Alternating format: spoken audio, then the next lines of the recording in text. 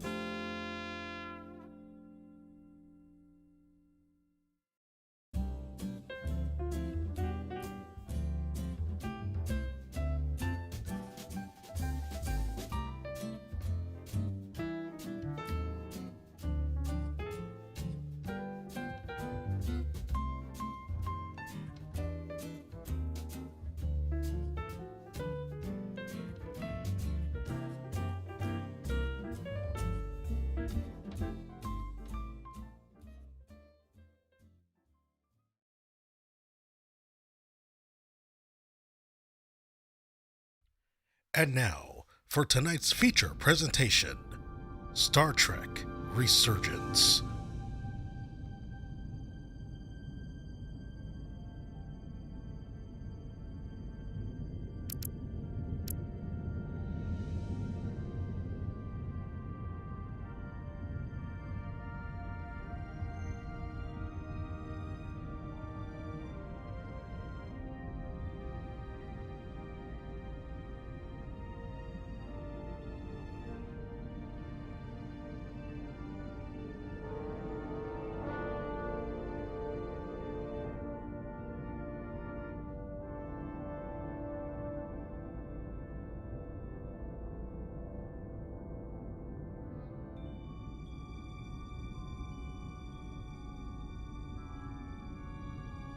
Previously on Star Trek Resurgence, we meet the new ship's executive officer and enlisted engineer. Both have already survived a harrowing trial in their shakedown cruise. But can they survive each other?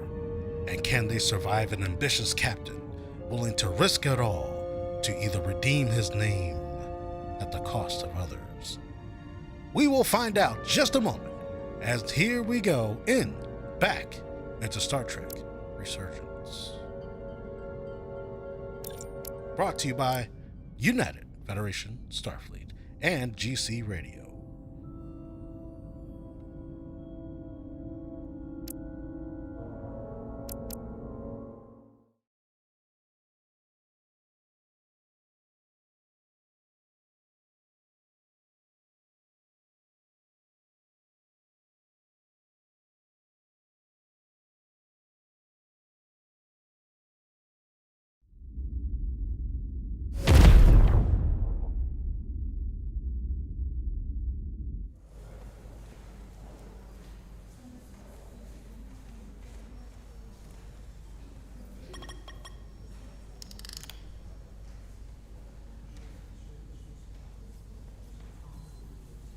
Mr. Diaz, I understand you have already discussed the warp drive failure with Ambassador Spock.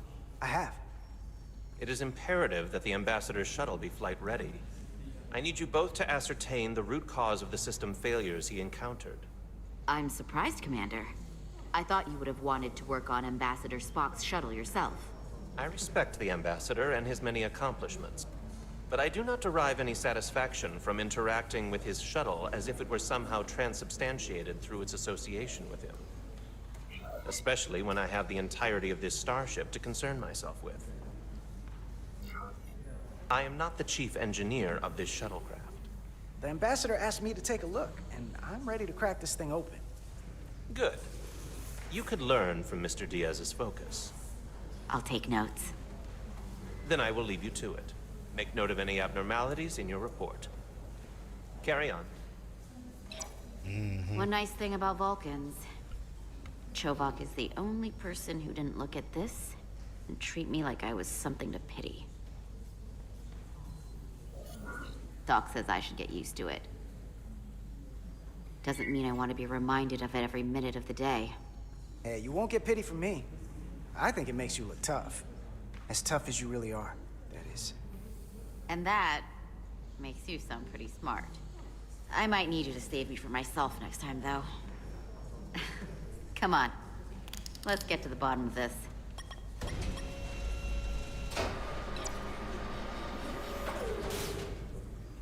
Ready to go? All set. Let's run the diagnostic.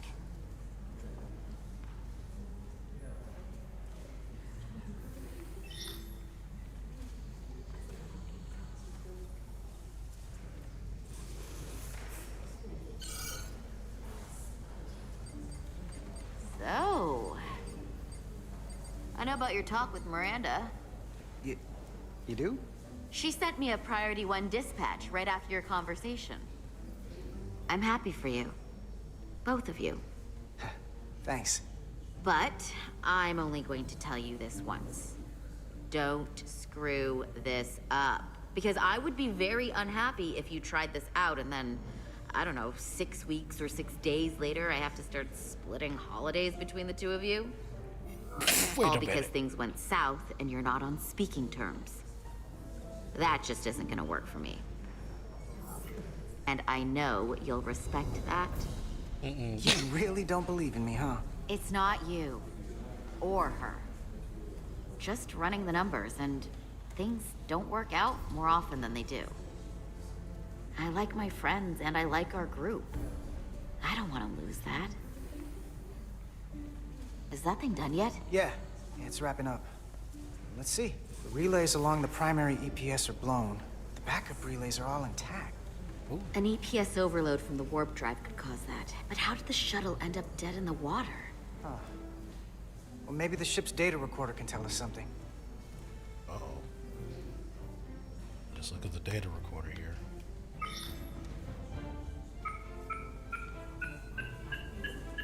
Here.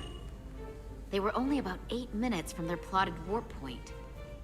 No faults, just those warnings. What are they? Interesting. Subspace variance out of tolerance. What does that mean? It means the main navigation array lost sight of space somehow. Will the array going offline cause that? Yes, but it should have also thrown a fault code.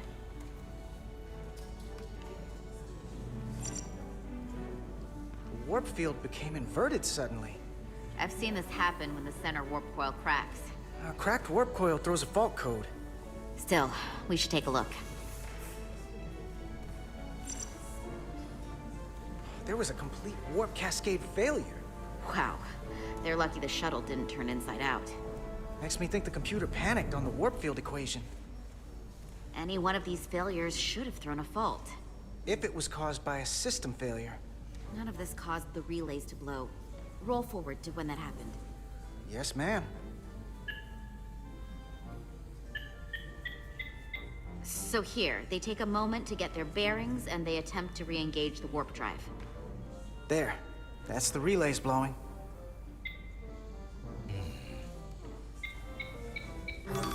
And look, there's another warp system alert. And they're all the same. Subspace variance out of tolerance, or warp inversions. Finally, there's a complete warp cascade failure. Then it's one of two things. Either a warp coil is cracked or the navigation array is offline. That makes sense. Divide and conquer. You want to check the warp coils or the navigation array? I'll check the other. Let's not overcomplicate this. One of these systems is likely broken. I'll check the nacelles for a cracked coil. Or sabotage.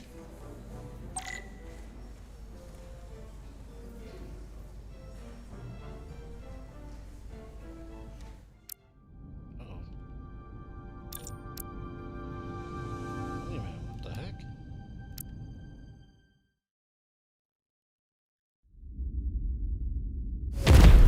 Wait a minute, what the heck just happened?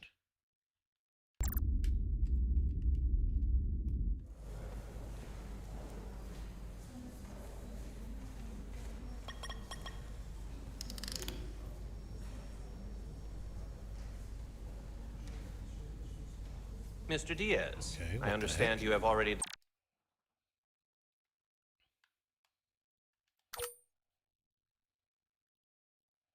discussed the warp drive failure with Ambassador Spock. I have. It is imperative that the Ambassador's shuttle be flight ready. I need you both to ascertain the root cause of the system failures he encountered. I'm surprised, Commander. I thought you would have wanted to work on Ambassador Spock's shuttle yourself. I respect the Ambassador and his many accomplishments, but I do not derive any satisfaction from interacting with his shuttle as if it were somehow transubstantiated through its association with him. Especially when I have the entirety of this starship to concern myself with. The ambassador asked me to take a look, and I'm ready to crack this thing open. Good. You could learn from Mr. Diaz's focus. I'll take notes. Then I will leave you to it. Make note of any abnormalities in your report. Carry on. One nice thing about Vulcans. Chovak is the only person who didn't look at this and treat me like I was something to pity. Doc says I should get used to it. Doesn't mean I want to be reminded of it every minute of the day. I don't know what you're talking about. Nothing to see here. Good. Look, I hate saying this, but every once in a while you shouldn't listen to me. Like when I'm half concussed telling you to go first. This isn't one of those times, though. Come on. Let's get to the bottom of this.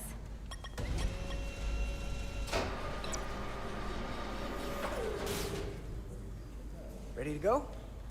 All set. Let's run the diagnostic. Game don't lie. I guess it needed me to redo this again for some reason. Well, screw it. We ball. Let's go.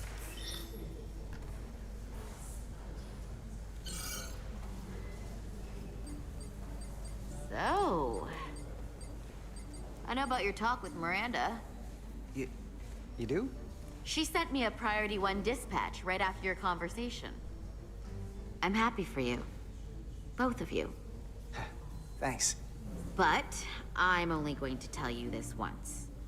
Don't screw this up. Because I would be very unhappy if you tried this out and then, I don't know, 6 weeks or 6 days later, I have to start splitting holidays between the two of you. All because things went south and you're not on speaking terms. That just isn't gonna work for me. That's not gonna happen, okay? And why are you even going there? We haven't even gone on a date yet. I just want you to know where I stand. I like my friends and I like our group. I don't want to lose that. Is that thing done yet? Yeah, it's wrapping up. Let's see. The relays along the primary EPS are blown. The backup relays are all intact. An EPS overload from the warp drive could cause that. But how did the shuttle end up dead in the water? Huh. Well, maybe the ship's data recorder can tell us something.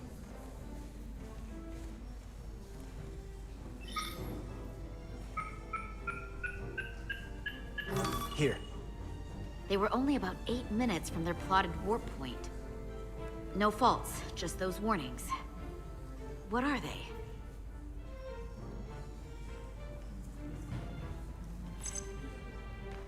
Subspace variance out of tolerance. What does that mean? It means the main navigation array lost sight of space somehow. Will the array going offline cause that? Yes, but it should have also thrown a fault code.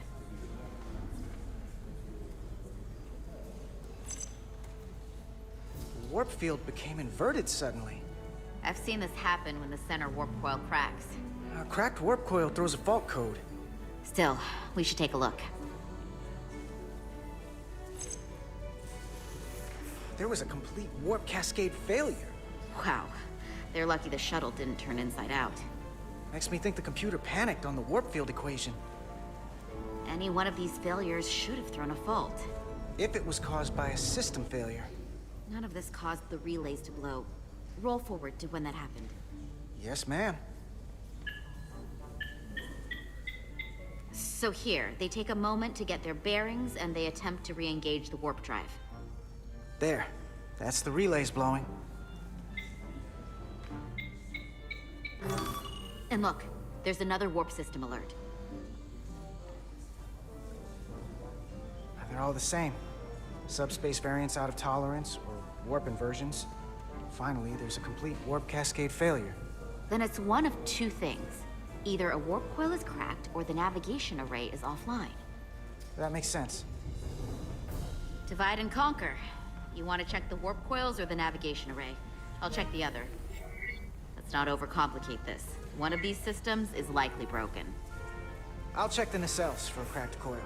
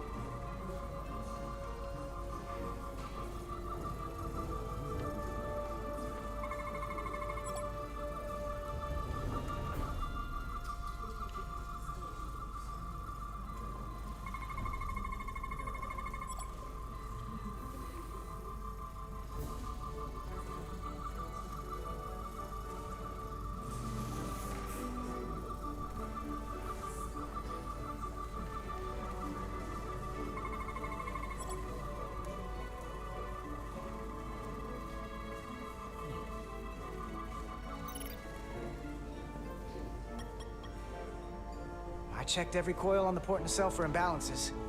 If any coil in either engine were cracked, I would have detected it. So, it must be the navigation array. Except it's not. Checked and double-checked. Well, the readings don't lie. Here comes the security detail for the way team.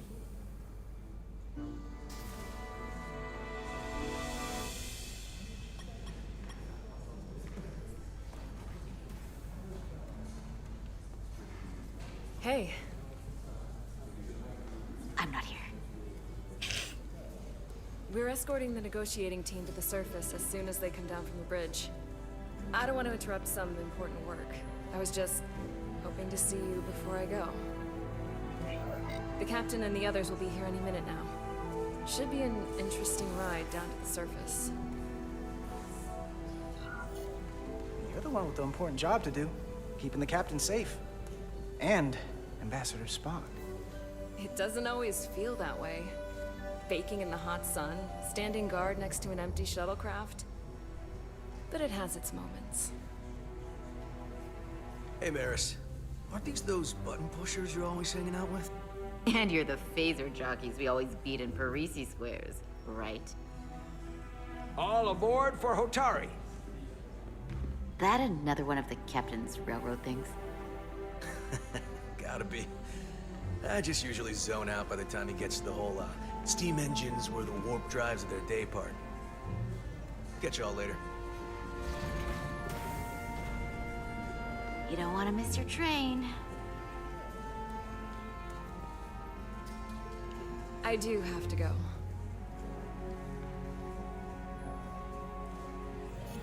Not gonna lie, I'd rather not leave right now.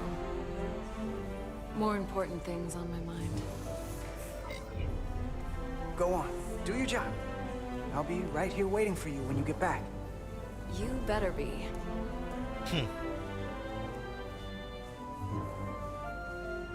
Be seeing you.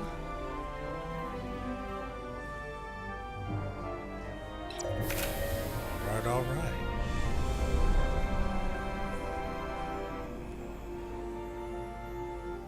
Etzelarda Diaz. If you could float back down to reality, we still have a ways to go. All right, where were we? So, the warp coils in the navigation array are fine, but the nav computer doesn't seem to think so. I'm out of ideas short of field stripping the shuttle from bow to stern. You wanna take this out of the shuttle and throw it on the bench? Oh, real hands-on maintenance. I like it. All right, all right. Okay, the nav computer is patched into the ship. The ship's computer can double-check our work. If the shuttle's nav computer is putting out false data, we'll know it. Let's run through the shuttle's logs again. Running now.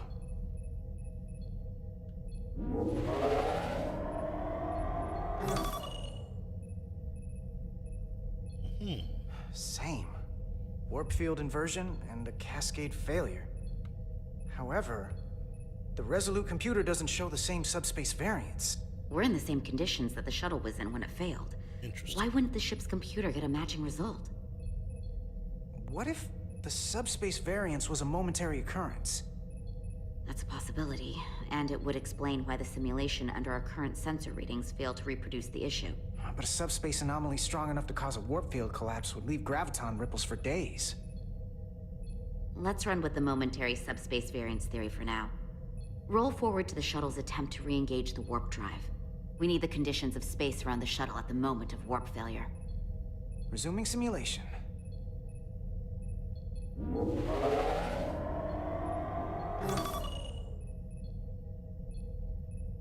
Error in warp field calculation. Cochrane formula variables are out of range. That right there. Take the shuttle sensor data from that moment. Computer, why did the warp field calculation fail? Warp field pressure returned non-orthogonal. Results are undefined. That doesn't help. Wait, what if we use a different ship? Put the Resolute into the simulation instead of the shuttle. Yeah, it should warp just fine. Unless... Computer, run the simulation with the Resolute. Resolute simulated. Computer, give me manual control on the warp power. Static field intensity 1.2. 3. Warp pressure is destabilizing. Error in warp field calculation. The warp drive has experienced a system-wide cascade failure. Warp field collapsed.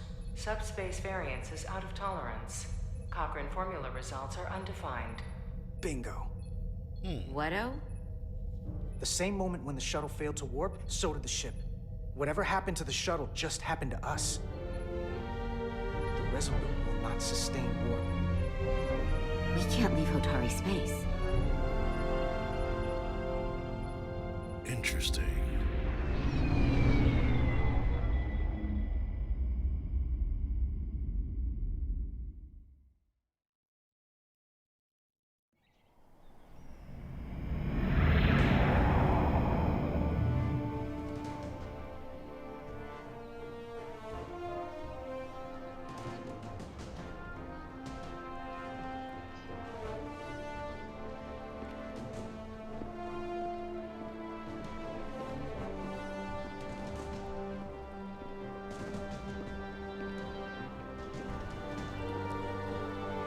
Ambassador Spock, Captain Solano, welcome to Hotari.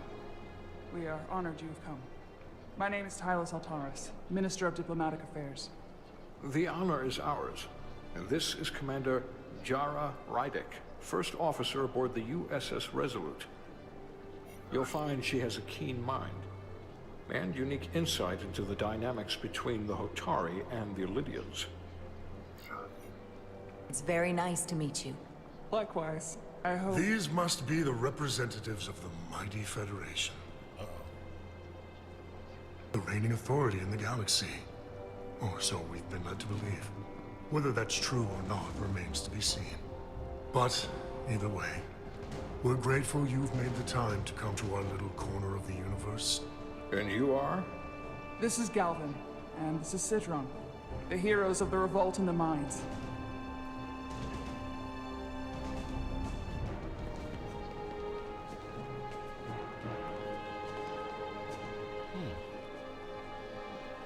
Let's hope this is the last time we ever have to come here. If you'll excuse me.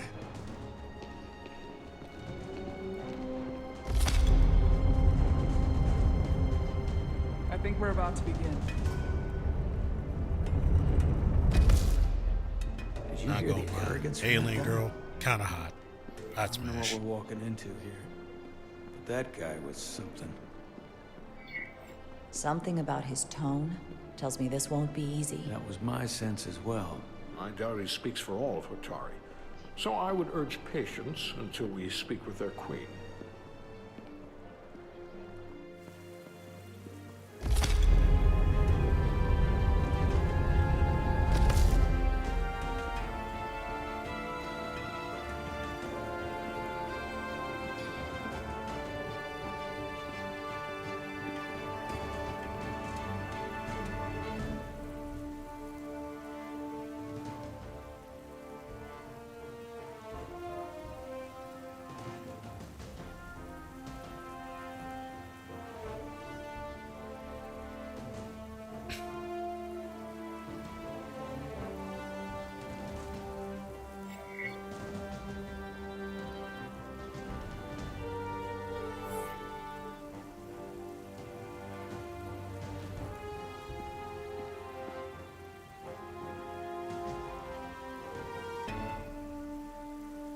Ambassador Spock, welcome to Hotari Prime.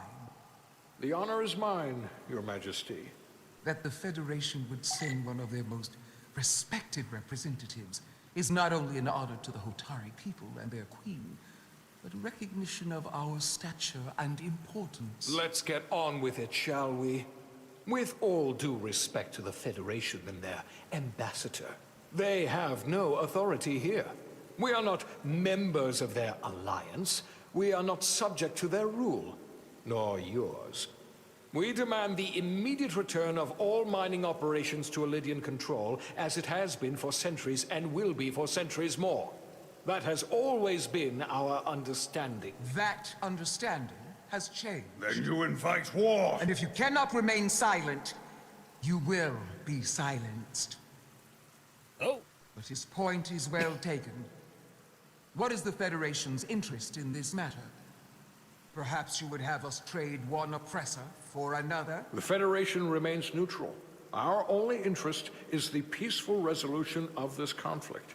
We are here at your request, Your Majesty. For now. Saying this wouldn't be easy was an understatement. I thought they wanted us here. Was there something you wanted to say, Captain? Oh, no. See, you should have kept your mouth shut, Captain. And what about the Kobliad? She's not part She can speak for herself, can't she? Oh! Then let her. Well, here we go.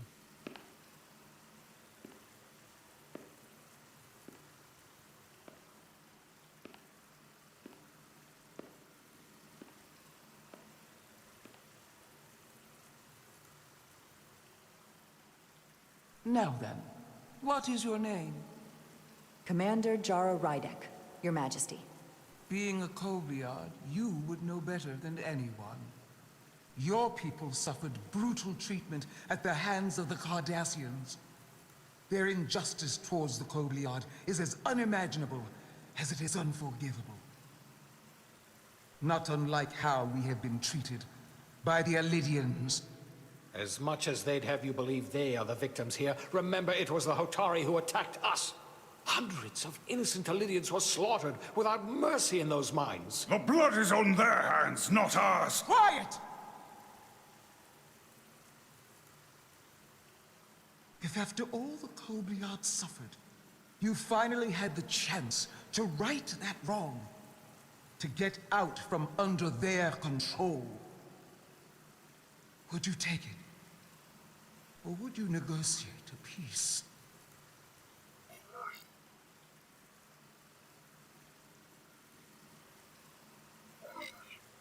I can't speculate on something that never happened, Your Majesty.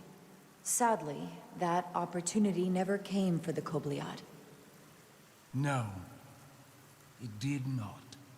But we'd be wise to learn from their example, before we too find ourselves facing extinction.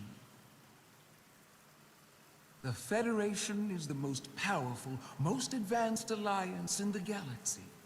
It's widely known we have an abundance of dilithium in our mines.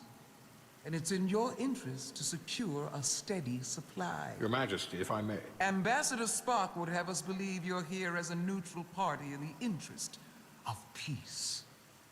So why are you really here? I want the truth, not your Federation rhetoric.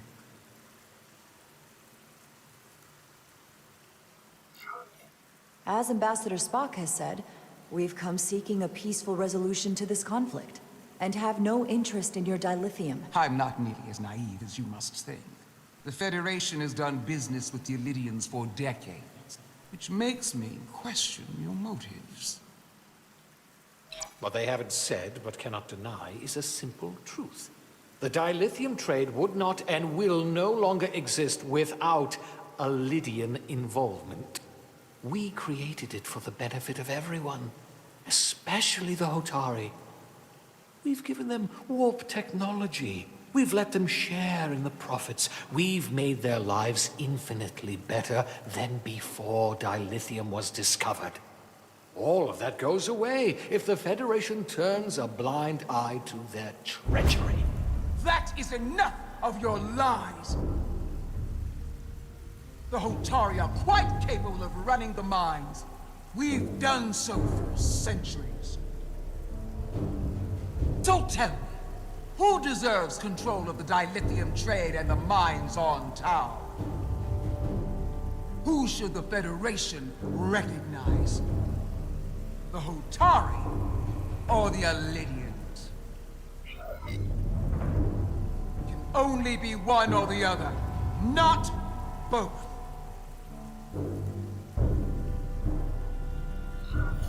If there can only be one, then it would be in the best interest of all involved if the Elidians resumed operation of the mines. And that is why we should not trust our fate to the Federation. She speaks sense. You do well to listen to her. And you do well to hold your tongue. We will take back our minds by any means necessary. And you will see more blood spilled. I am more than willing to address your concerns, Your Majesty. Yours as well, Representative. But I suggest we could have a more productive conversation with a smaller group. Hey Dan, how are you? Perhaps Thanks for only the following, my most friend. essential representatives. Well, I guess it's how they made the game originally.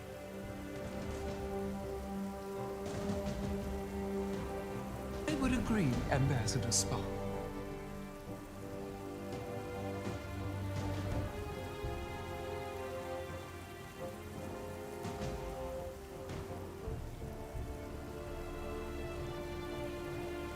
I think this is best left to those of us with more experience in diplomatic matters.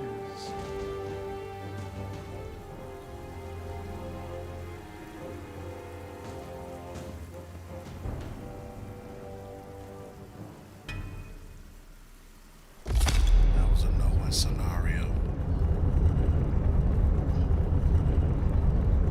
Spock and I will cover everything on the diplomatic front. You make nice with the locals and see if you can get some answers. We need to find out why the Hotari are so willing to risk war. What happened in those mines? Okay. I think we know how to work this.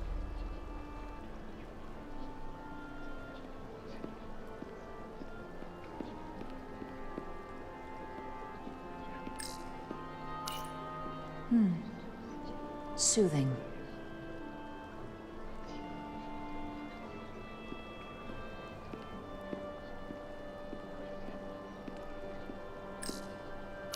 Such rough terrain. No wonder the Hotari are so tough.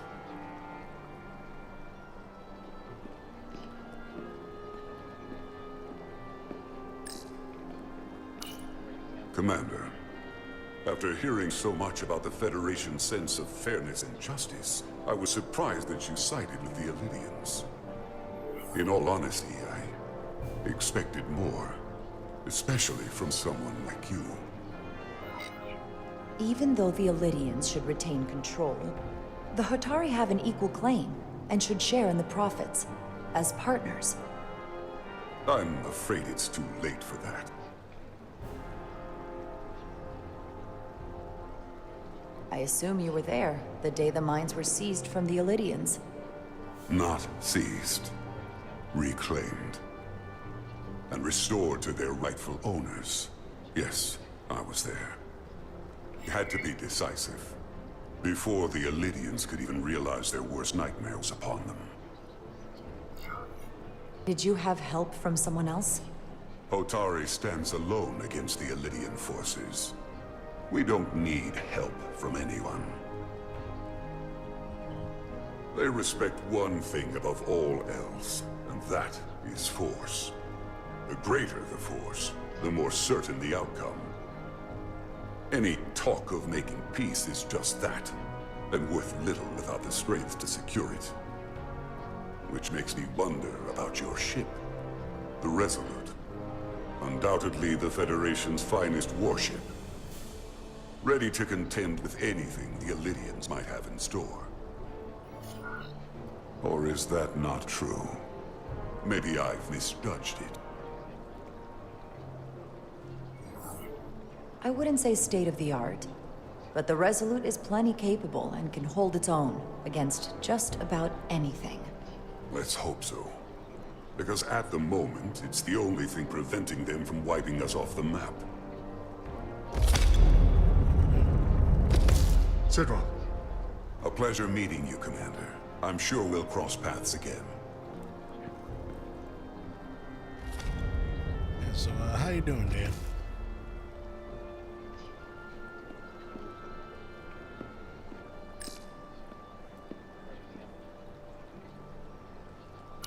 Commander Rydek, I have to admit, I was surprised when you said the Illyrians should control the dilithium trade. I was under the assumption the Federation was neutral, but maybe I was wrong. I can assure you, we aren't on anyone's side.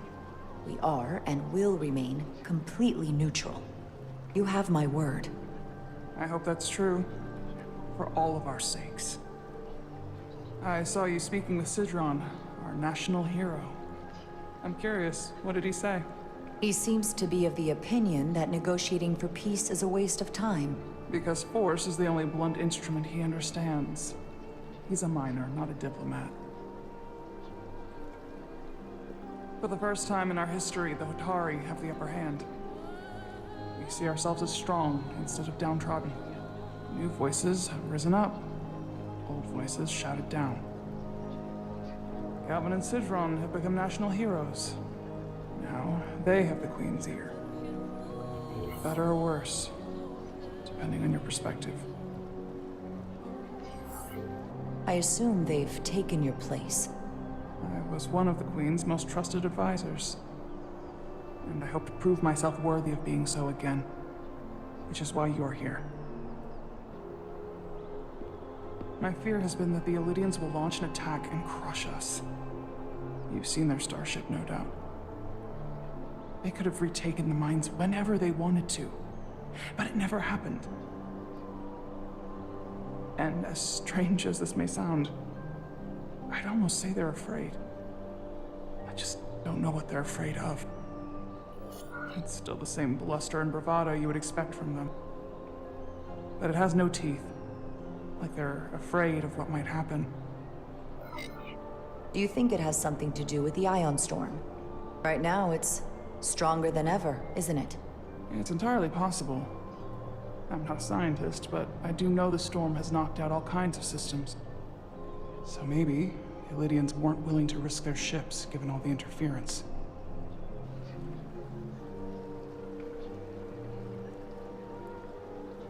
Since the day of the revolt, Galvin has seized control of the mines and restricted all access.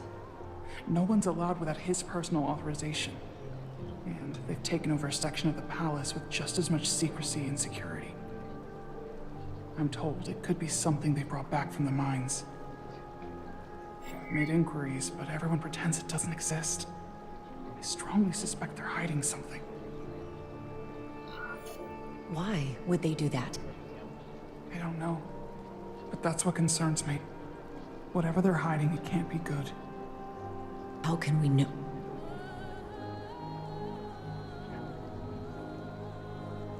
I'd better see what's happening. Do you think you can find out what they're hiding? I need to see proof of something before I can make my case to the Federation. I can try, but even if I found it, I might not know what to make of it. Take this. You can use it to capture whatever you find, and then send it to me.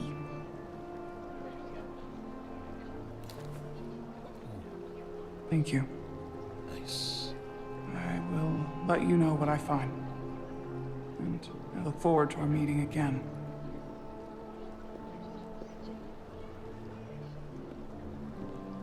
Sorry, I don't mean to bother you, but I couldn't help but notice you were speaking with the Hotari this whole time. I figured it might be useful if I offered another perspective. Of course. I have to say, I fully expected you to side with the Hotari, but obviously the Federation wants a steady supply of dilithium. Something only we can offer. Without Illidian involvement, there is no dilithium trade. Left to the Hotari, it would be nothing short of a disaster. Of all my concerns, dilithium is not one of them. I could care less about securing a supply, now or in the future. I'd be curious to know if the rest of the Federation shares your indifference. Major Salit Arminta, Special Attaché, Illidian Armed Forces. Pleasure to meet you, Commander. I have my issues with the Hotari, but I have to give them some credit. They know how to seize an opportunity.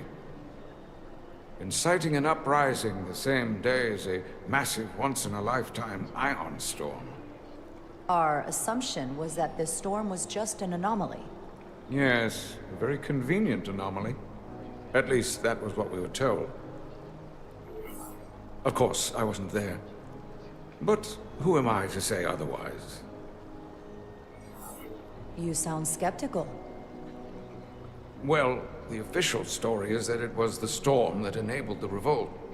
How else do a bunch of unarmed, unorganized miners seize control of an entire moon, much less thousands of mine? But I've talked to people who were there. They tell a different story. They say they're lucky to have escaped with their lives, that it was more than just the storm, that somehow the miners were able to harness the energy from the storm. I know it sounds crazy. I'm not even sure I believe it myself. But that's what they said. You said the Hotari were primitive. Well, they are. Except for the part about weaponizing ion storms. If you'll excuse me, Commander Ryder.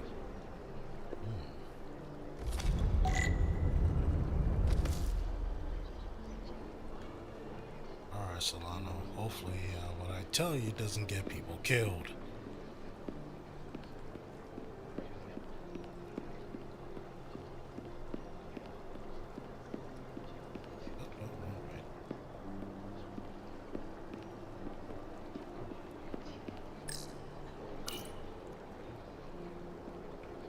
They seem proud of their culture.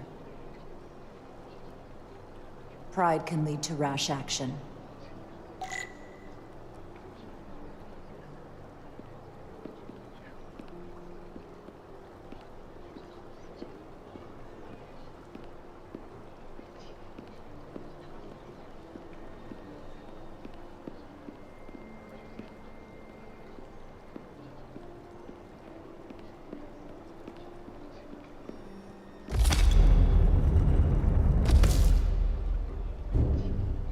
Well, that was a disaster. What happened? The Hotari refused to concede anything, so the Elydians stormed out. The Hotari did not invite us here as peacekeepers. I hope your efforts were more fruitful than ours.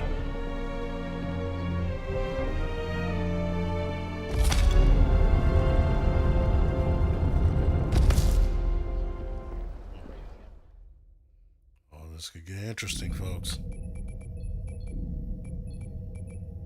Gravitational harmonics failing to resolve.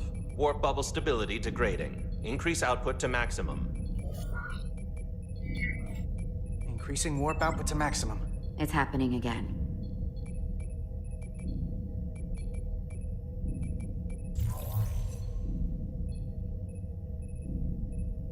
It is evident that presently, the Resolute cannot achieve warp propulsion. Since our diagnostics rule out any problems with our warp systems or anything about the ship, the problem appears to be the fabric of space itself. Space itself?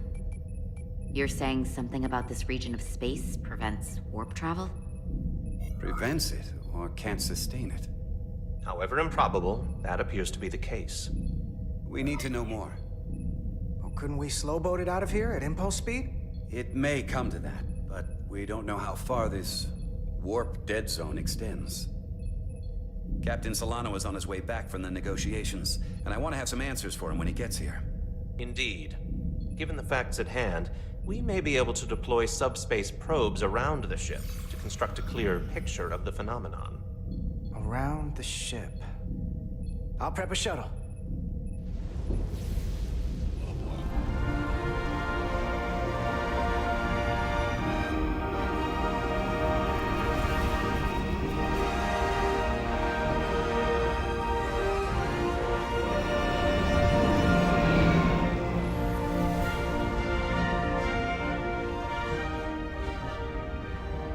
Setting up a waypoint at a distance roughly corresponding to the edge of our warp field.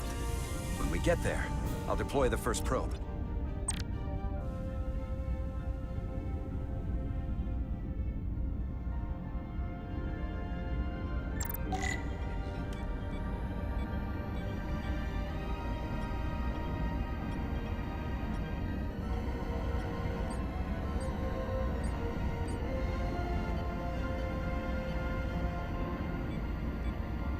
Commander Westbrook, the Resolute's systems are calibrated to receive the probe's readings. We are standing by to reproduce the warp field collapse after the first probe is deployed. Thank you, Mr. Chovak. We'll be in position shortly. And, Mr. Diaz, do take care in piloting the shuttlecraft. Now is not the time to indulge in the human penchant for joyriding. Aw, buzzkill. Chovak probably isn't such a fun guy to work for, huh? Nah, Lieutenant Commander Chovak's not so bad. You know, once you get used to him. And, I've learned a lot working under him. I have a feeling I'm going to have to work harder to be a political animal like you. With this new first officer coming aboard.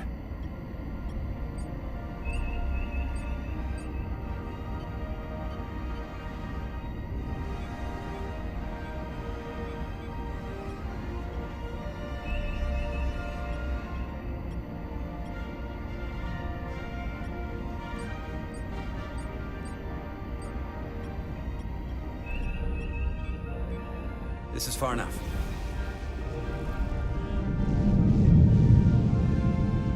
Transporting the first probe into position.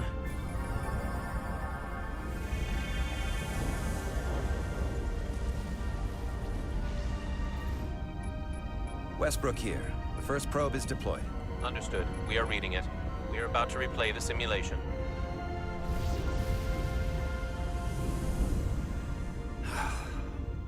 Problem? I just can't get a handle on her. Commander Rydek. She rejected my plan to use a deflector pulse against the storm surge. But on the other, she did listen to my advice and used the whole polarity trick to get you through that excursion alive. I'm not saying there's anything wrong with the new XO. I'm sure she's a fine officer, even if we don't see eye to eye. But she didn't go through what the rest of us did. You know that. And it's hard to figure out why she'd be the one Solano chose instead of, well, one of us. I've heard some good things. You should at least give her a chance. I'll take that under advisement. Test is running. Warp field collapse in 3, 2, 1, mark. Whoa! Oh. All right, that is definitely a problem with the fabric of space. We need to get another probe out there. Yeah, that's pretty bad. With 2 points of data, the Resolute and the probe, we've managed to get an interference pattern. I'm setting a waypoint to a particularly strong area of interference. We'll deploy the second probe there.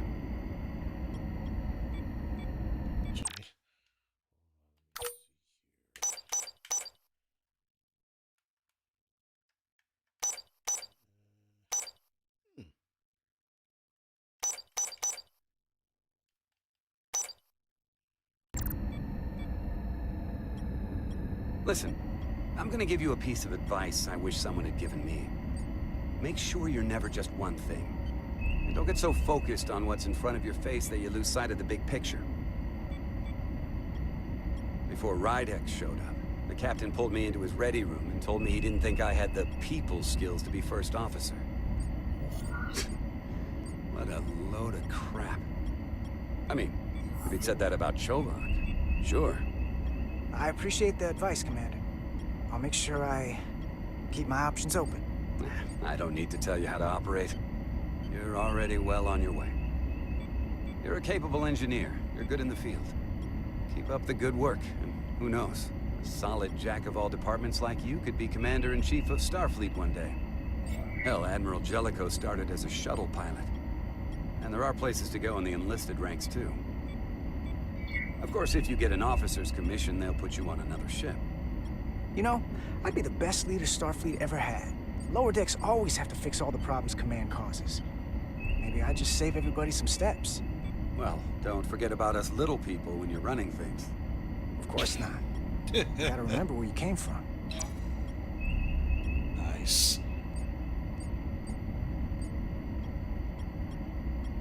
Okay, this science officer's pretty cool.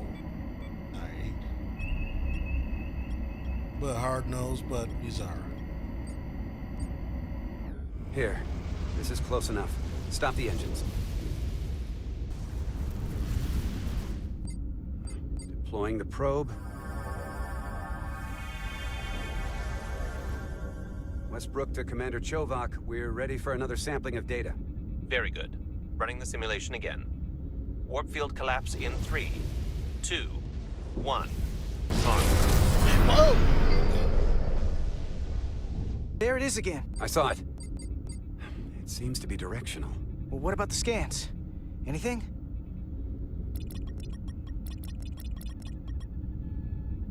Here's the readings in relation to our local space. We've got the Resolute, Otari Prime, and the probes. All this interference is overloading the sensor buffers. We're gonna have to triangulate the sensors manually.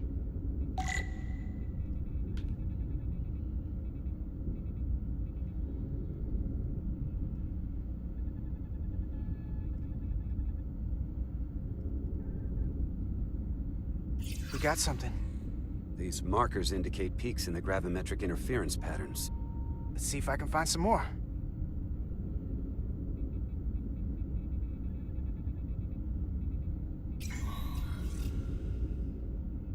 Hold up.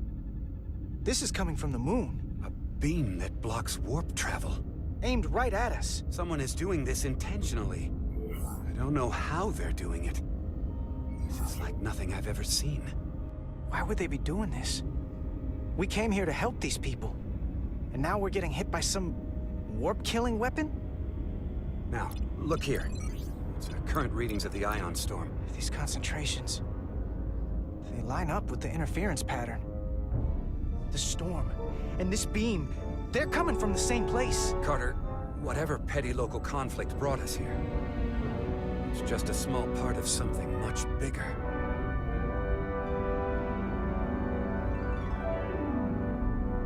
Oh boy. Presently, we don't have an explanation for how they're doing this. But one thing is clear. This is no fluke. Thank you, Mr. Westbrook. I want a full briefing when I'm back on board. Solano out. A targeted weapon that inhibits warp travel. Coming from the moon Tau. That would explain the difficulties my shuttle encountered. More importantly, the tenor of the Hotari during the negotiations. And here I thought the Elydians would be the problem. Coming to peace talks in a warship. This wasn't supposed to be so complicated. I don't know why the Hotari wanted us here, but it wasn't to negotiate. Clearly, peace is not their intention. Then what is? Why go through this charade? Tylus, the Hotari representative, said she thought they found something in the mines. Galvin and Sidron brought it back to the palace, but they're keeping it under tight security. She's going to investigate it. I gave her my tricorder. I expect she'll contact us soon. You found an ally. Why would Tylus help us? Go behind her people's back? It's a fair question, considering. She doesn't like the way Galvin and Sidron have been manipulating the situation. And the Queen. Working with us to go around them isn't the same as betraying her people. That may be true. She's certainly more likely to help than the other Hotari we've met. That raises another question. Specifically, what do the other Hotari have to gain in bringing us here, only to make this hostile maneuver against us? There must be some motivation. Unless they changed their minds between when they asked and when we got here. Sidron was very curious when we spoke outside the Queen's chamber.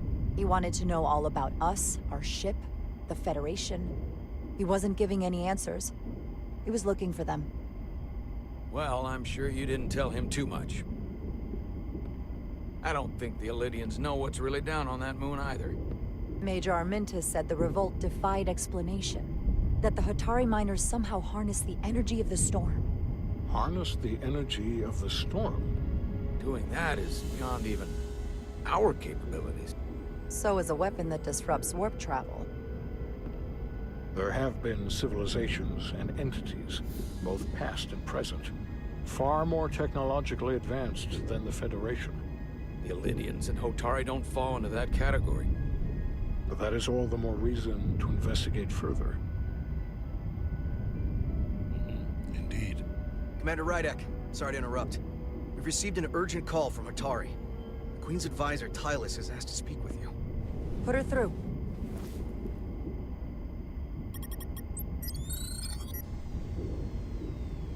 Galvin and Citron are still with the Queen. I've enlisted help to gain access to the room they have under guard. I don't have much time. I'm not supposed to leave my post. It's only for a moment. I so appreciate your help.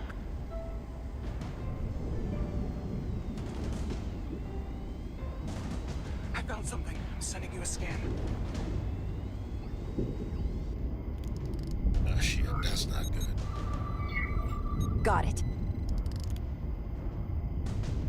Tylus, if we needed to gain access to the mines on Tau, is that something you could help us with? I suppose it wouldn't be easy, but I have to go. Tylus. Can we reconnect? Sorry, Captain. We've lost all contact. We can only hope she escaped without harm. It was hard to tell. Tylus wouldn't have offered to help if she didn't know what she was doing. That's a lot of faith in someone we barely know. Let's see the scan of whatever the hell that was.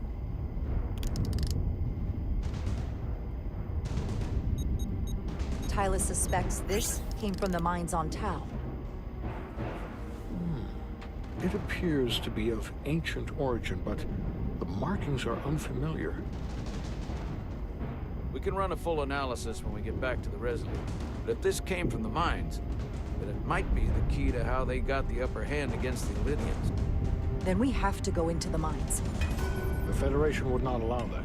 We were, after all, sent here to be a neutral party in a peace negotiation. However, we could demonstrate that the Hotari have acted in bad faith, which would enable us to investigate the mines on Tau with full justification. But of course, we would need conclusive proof before taking action. Otherwise, it could put us in a difficult position. What the Federation doesn't know won't hurt them. If I do it right, nobody will know I was there. Commander, I'm surprised at you. We may have a better understanding once we analyze the device. But a mission to the mines, covert or otherwise, is not out of the question. And I will handle the Federation. Nice.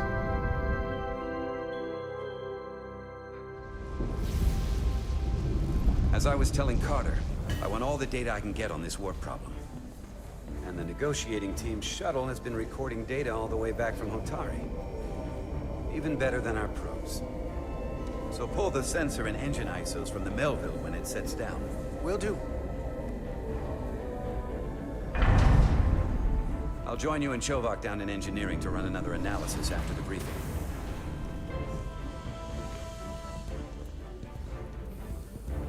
I didn't like this warp problem when we thought it was some astronomical anomaly. And I like it a hell of a lot less now that we know someone is doing it to us. How does it work? What do we even do about it? What do you say we pull these chips and find out? Took some damage on the way.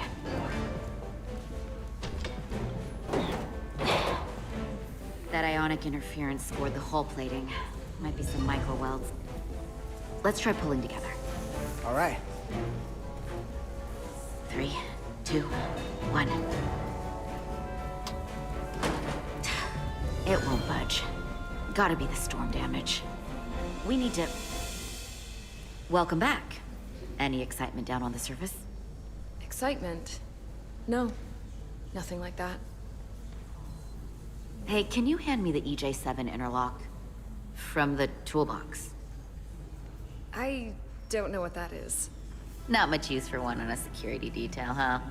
Carter? Yeah, I'll get it.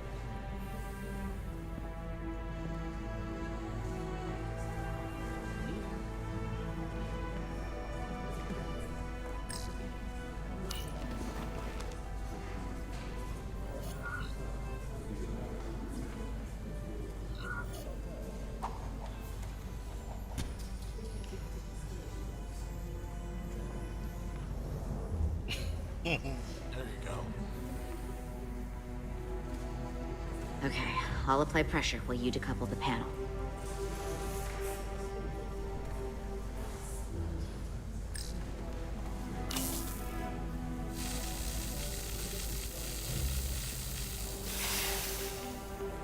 Here, I'll help.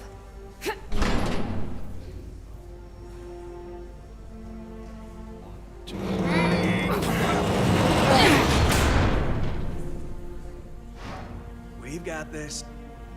Open up and say ah. Thanks for the hand. We have to get these isolinear chips down to engineering. No problem. You really know everything about these ships, don't you? The tools, the systems. Like a walking Starfleet technical manual. What can I say? I'm good at what I do. I can see that. What? Oh, come on. Start pulling chips.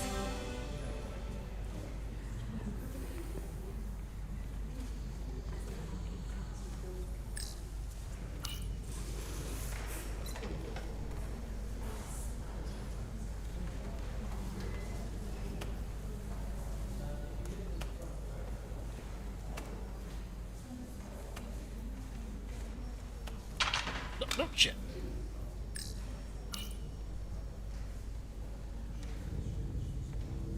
What's this? Some kind of crystal formation?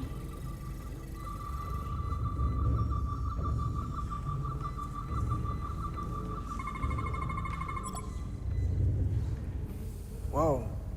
This substance is a quantized spin crystallization of hydrogen, carbon, and lithium. It's emitting tetrametric pulses at an interval of 3.8422 seconds. Quantized crystallization isn't natural. I mean, it's only theoretical as a means to engineer matter on a subatomic level. What's it doing in there?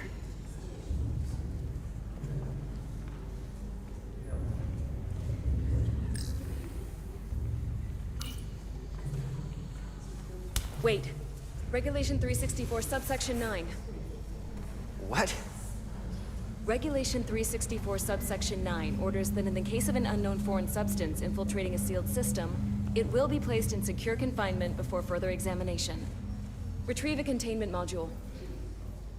Don't you think we're more equipped to deal with whatever this is? No. Before anything else, this is a security issue. You don't even know what this is. Which is why we need to study it. Once it's contained. Well, if it's not natural, then someone might have put it there. It could be a tracking device. Some kind of sabotage. Sabotage! I knew it! Which is why we need to get it to the containment lab. Come on. I can't make an exception. Not even for you. I'm still going to report these crystals to Commander Westbrook when we send the shuttle data. And I will inform my superiors. I'm taking this just as seriously as you are.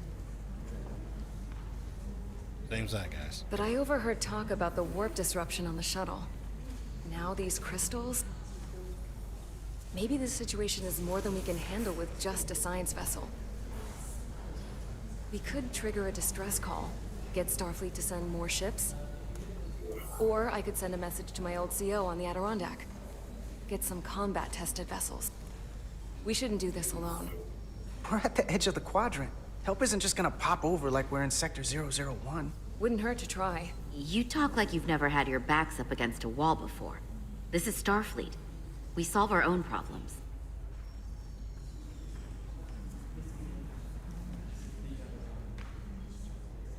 Okay, stand back. Yep. Safety protocol.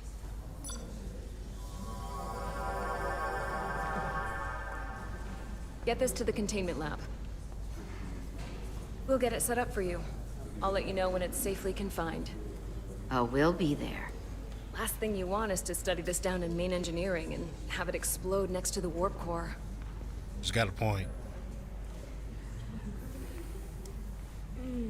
Whoa, hello. Almost forgot. Can't have that. But still, she's got a point. For a second, I thought she'd gone cold on you. Like she might have changed her mind. But I guess this whole situation has her spooked.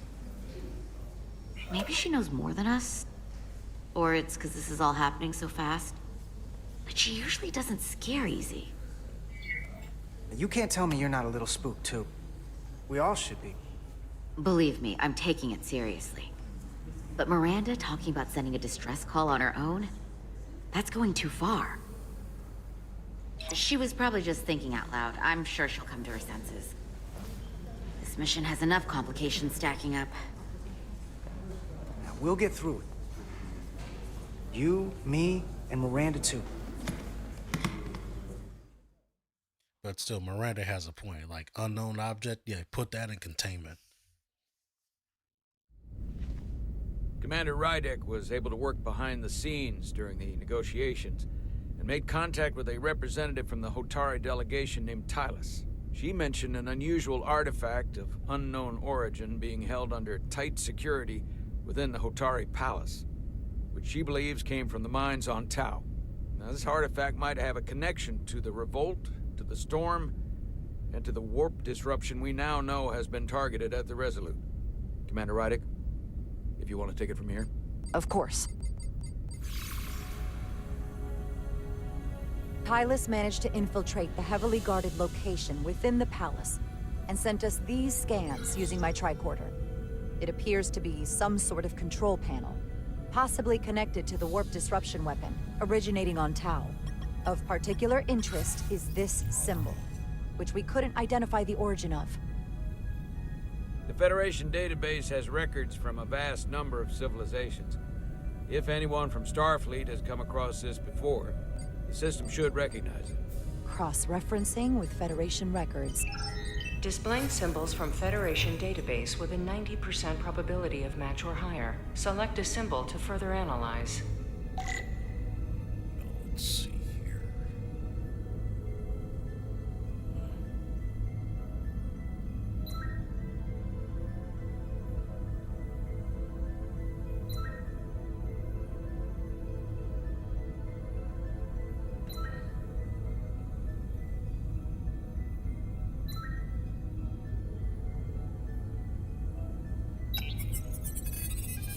Bingo.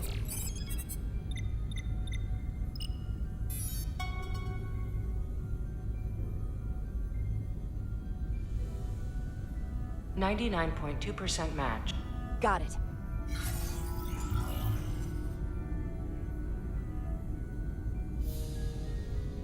So, what are we looking at?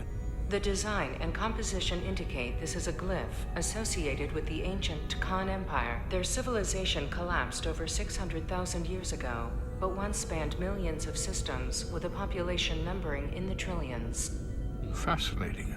The Takan were once the most advanced, most powerful civilization in the galaxy. Is it possible the Hotari found Takan technology? I wonder if they even know what they have. Our knowledge of the Takan is limited. I have only encountered passing references to them. Actually, I've heard of the Takan. You have? Quite impressive, Commander. Computer, summarize the Enterprise D's discovery of a Takan outpost. Stardate 41386.4.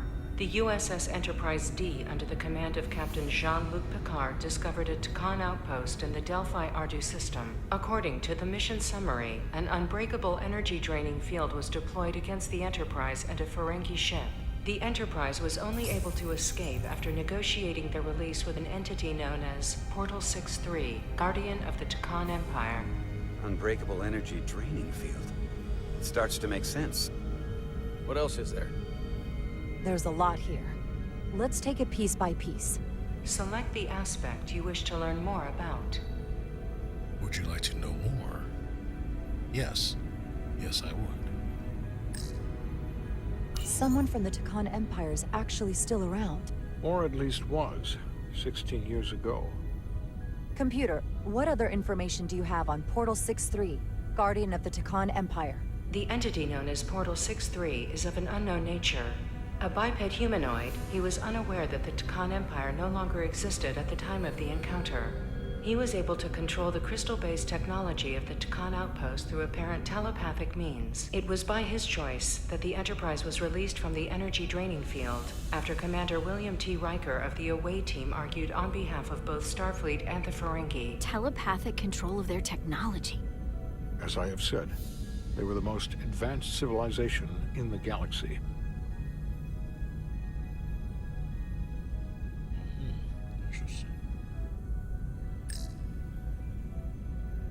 What sort of planet is Delphi Ardu 4? Delphi Ardu 4 is an M-class planet, a barren rocky world with little to no vegetation and frequent ion storms. The giant crystals that grow there absorb energy, but it is not understood how they do so. The entire Delphi Ardu system, consisting of 11 planets, was considered completely uninhabited until the encounter with Portal 6-3. Frequent ion storms. That can't just be a coincidence.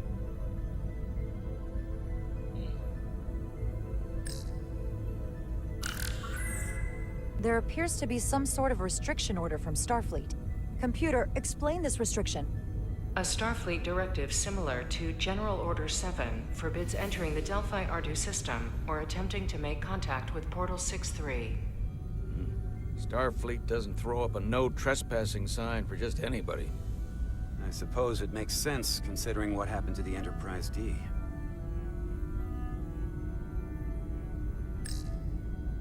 The technology to capture and hold the Federation flagship would have to be unbelievably powerful.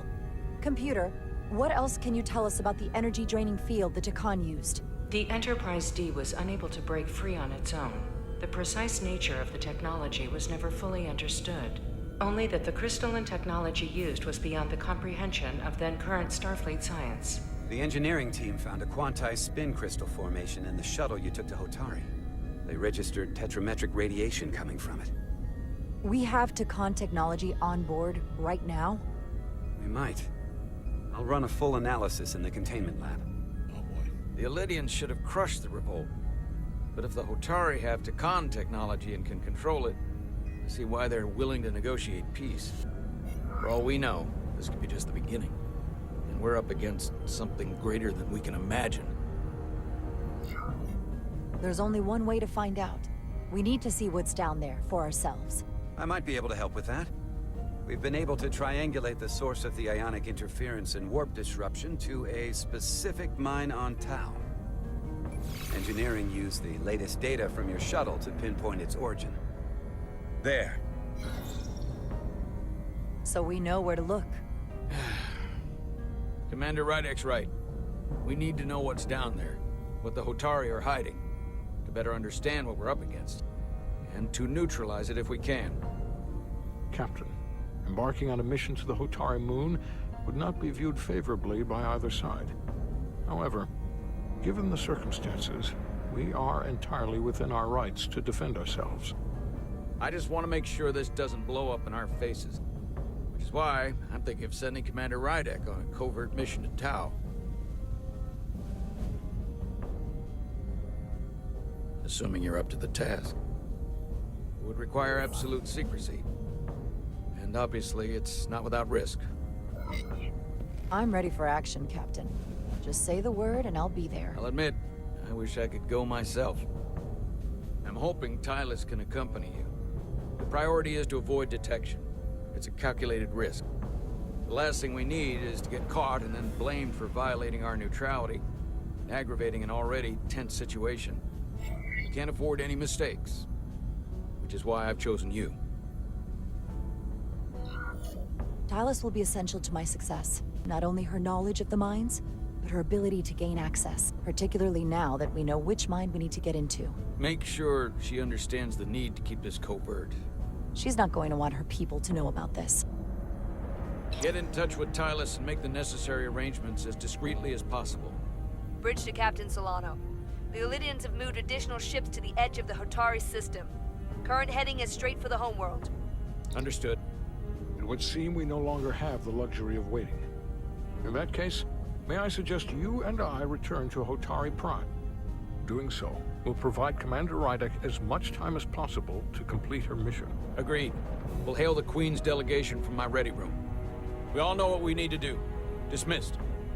Ura, let's go.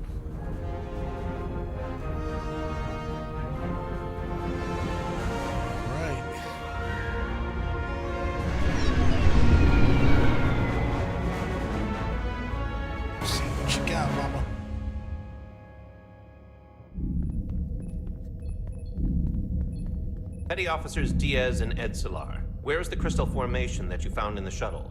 I have tasked Ensign Calloway with performing a full analysis of the tetrametric pulses. Security brought it to the containment lab. I was just there. They don't know anything about it. Security never checked it in. Miranda never got there? She's the one that had the crystal formation? Yeah, her and the rest of the security detail from the negotiations. Diaz, Tamaris. Try her again. Commander Westbrook to Petty Officer Miranda Maris. Respond. Something's not right. She's still on the ship. She has to be. Computer, locate Petty Officer Miranda Maris. Petty Officer Miranda Maris is in the isolinear storage array on Deck 5. I'll go find her. Good.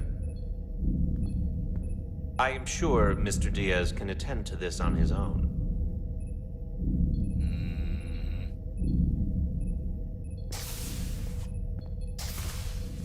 I don't know. This is kind of sus. You never ever leave your battle buddy. Battle buddy, swim buddy, shipmate.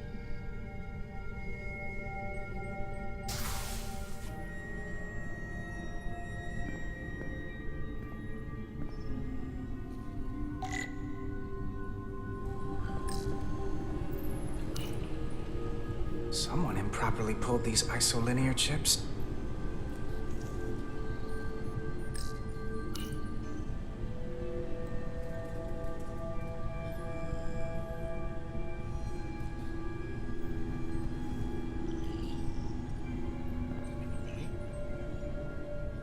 There's the chips.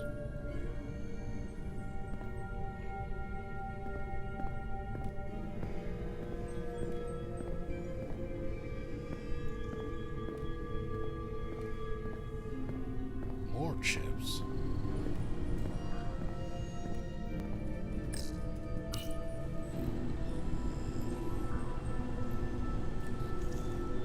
Who did this?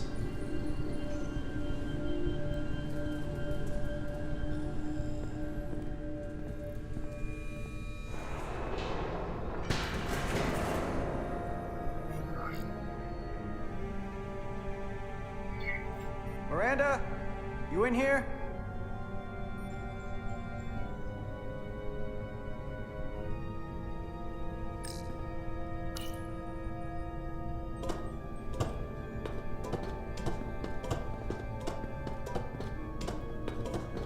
Hello?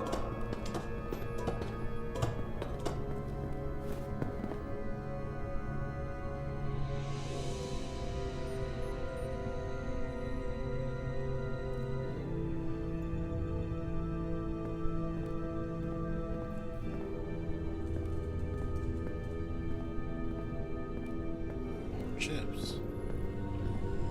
What's going on here?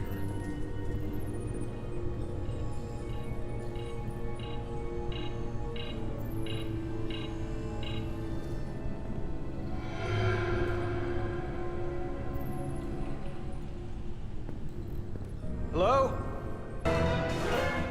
Hey! Runner!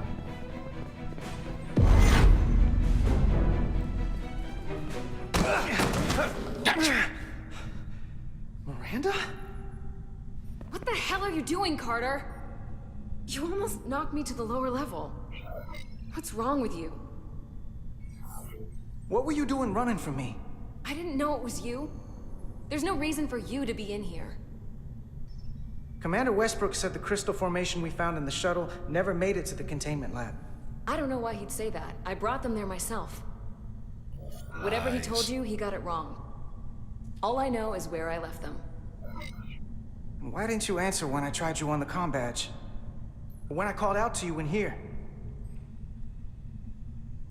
I guess I was caught up in my work. Now, if we're done What here, work? I have to go.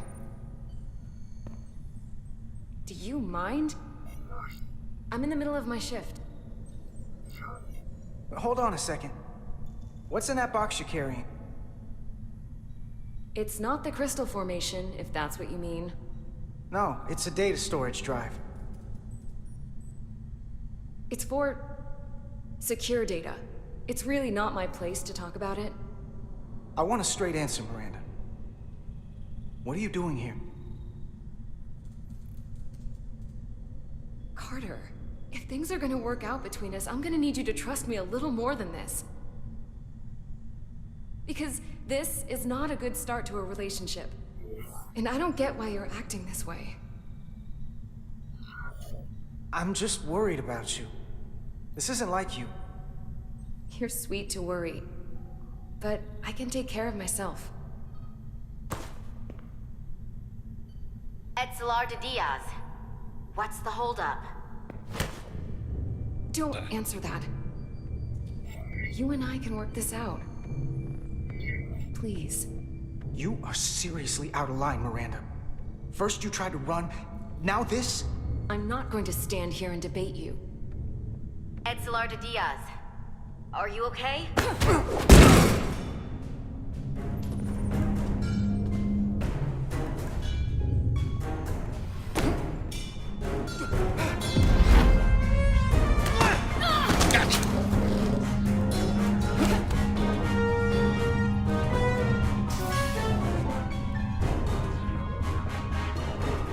So I see you found each other.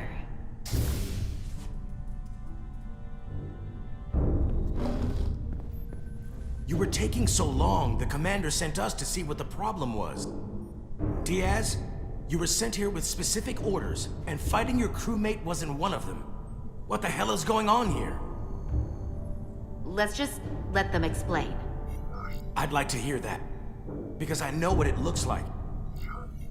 There's something seriously wrong with her. She's not herself, I'm telling you. What does that mean? It doesn't mean anything. Well, for one, she was copying data onto this. This drive is unauthorized. There are ISOs all over the floor. And that's why I was in here, investigating this situation. Yeah, right. And when Carter came looking for me, we got our wires crossed. It wasn't anything more than that. Even if that was true, it still doesn't answer what happened to the crystal formation that she took. And she isn't helping. I can't tell you what I don't know. I brought them where they belonged, and that's where I left them.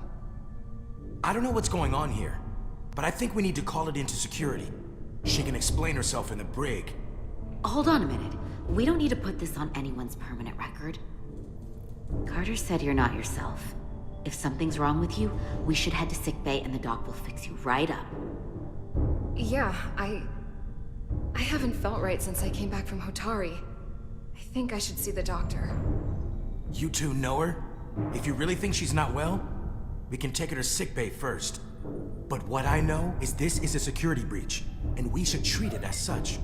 Please, just let me go see the doctor. She did have a bumpy ride back on the shuttle. Come on, Carter. We should get her taken care of. Let's take her to sickbay. It's better than the brig, isn't it? Yeah. Yeah, it is. Fine. Get checked out by medical. You two go with her. I'll put this back together.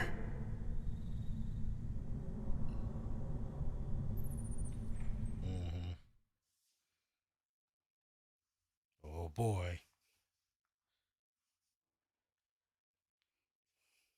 Yeah, you kind of sus right now, Miranda.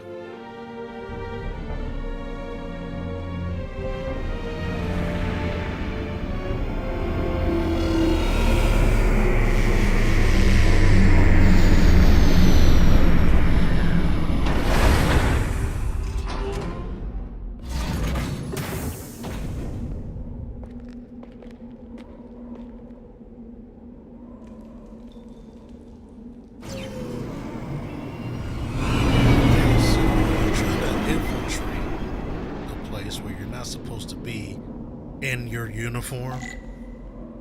Really? Really?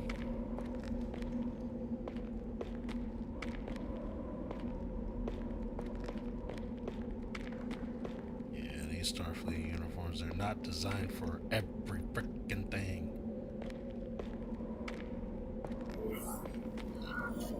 Rydick here. This is Zermatt. Any trouble getting to the surface? I'm really starting to miss transporters. As long as this storm is around, you'd better learn to like shuttles. But if you can find the cause of the interference, we might be able to get back to transporting.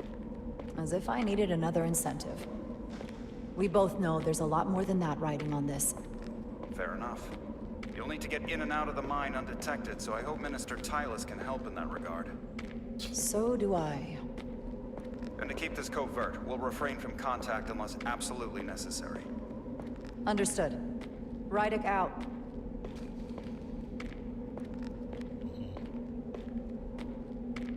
Yeah, like covert, meaning that you're not in your frickin' uniform, but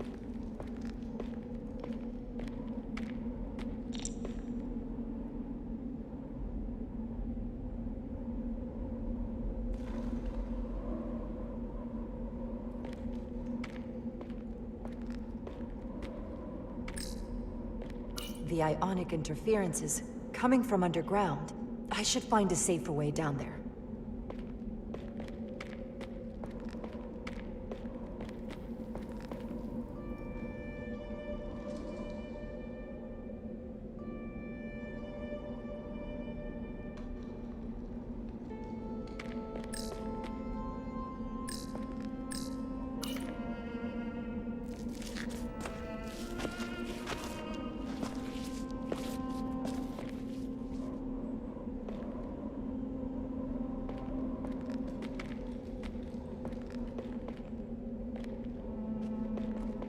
I saw your shuttle take off. Hopefully no one else did. It's good to see you. Even under these unfortunate circumstances. You came alone? Of course, why wouldn't I have? We've recently discovered a great deal of deception on the part of the Hotari. Can't be too careful. I suppose I can't fault you for that. Robert Martin, thank you so much for the like on Facebook. Lead the way. I'll fill you in on what we've learned about the situation. Follow me.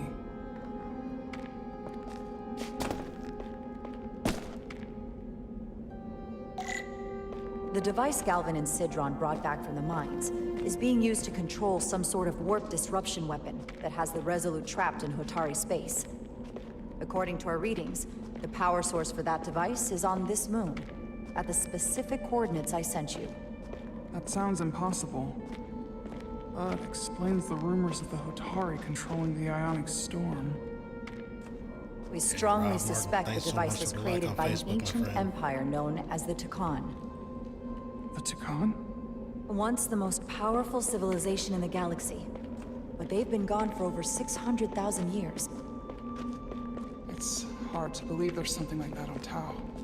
Which is why I need proof. If we find hard evidence that Galvin and his allies are hiding dangerous Takan technology, I can convince the Federation to let us intervene. Understood. We're almost there.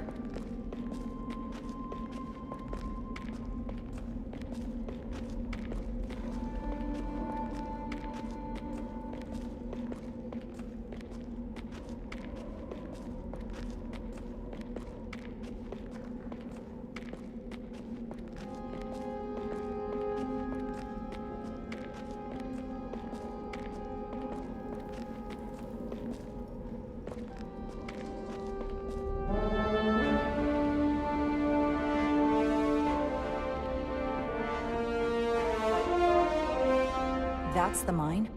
Prospect 614 North, Subdivision 20. It's enormous. Just one of the thousands across Tau. The pride of Hotari. How do we get inside? The structure that circles the mine has entry points for transporting equipment into the lower levels. They're guarded, but nothing I can't get past using my authority. Well, that's good to hear. As long as you can avoid being seen, I should be able to talk my way past any miner. And provide a little distraction for you in the process. How do I avoid being seen? You don't use the door. And you don't use your uniform. But I digress. How dare you! Don't you know who I am? I am Tylus Altaris, Minister of Diplomatic Affairs. That's not... The Queen would be furious to hear you tried to deny me entry. the Queen. But I just... You just what? Just now realize the trouble you've made for yourself? And who exactly do you think you're going to report this to? Because I'll be reporting it as well, to someone much further up the ladder. You have no authority here. Do you understand who pays your wage? I can inform the Queen directly of this insolence. You'll regret everything you've said here today. You should have opened the doors the second I appeared before you. That's not the protocol. I didn't know... Each second you delay my entry will be recorded, processed, and permanently marked on your record. I can't believe this. Does your brain function? Do you speak our tongue? Minister, I have orders. How could a fellow Hotari not understand this? You're digging your own grave. I've reached the end of my patience. Escort me to the Queen's Bay. Okay. Let's get a look inside you. A wise choice. Lead the way. Be quick.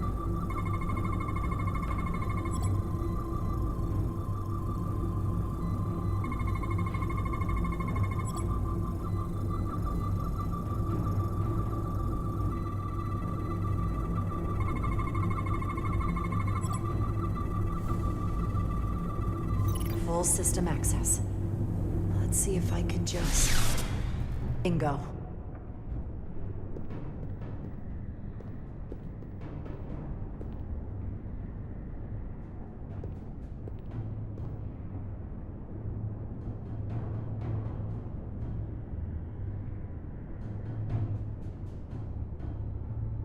Better hurry.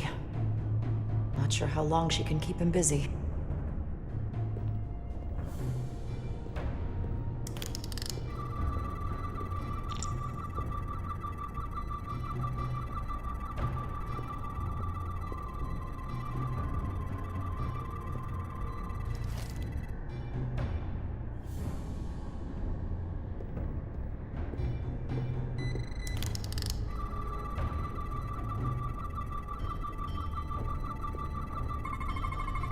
Something in here is keeping that door closed.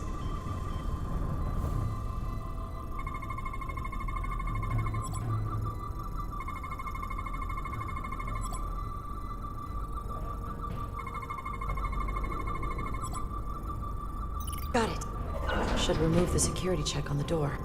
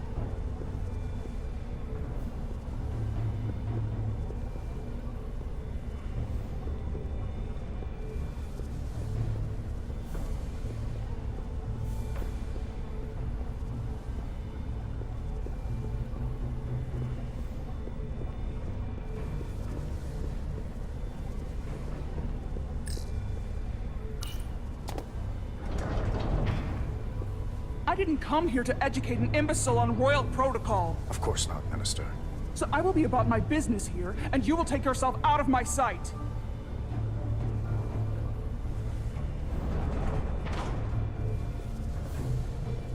There you are. You really let that guy have it. It worked, didn't it?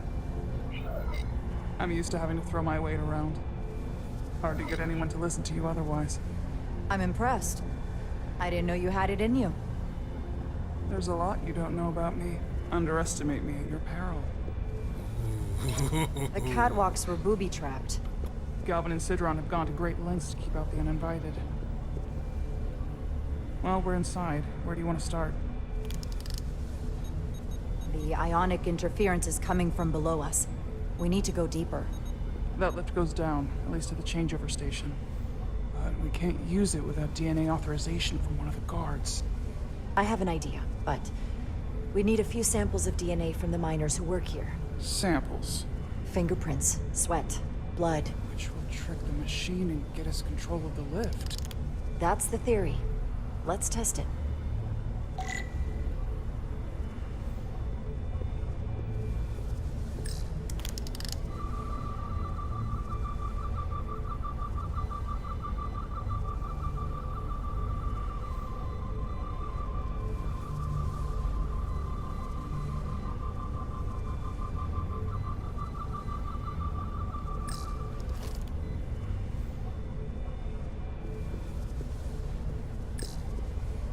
Do you think we could just find a way to climb over this? Possibly. But the console on the lift itself is locked by the same system that locks this ramp. No shortcuts, then. I'm sure you can figure something out.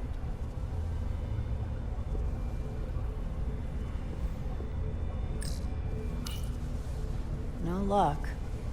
Unless this console thinks I'm a Hotari guard, it won't work. The guards work out of that building back there. Might have some DNA.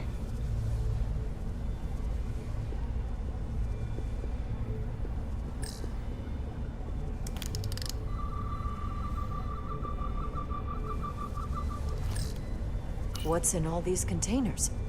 These contain mining supplies, tools, energy packs for machinery. Shouldn't mining supplies be inside the mines? It is troubling. If the workers here aren't mining,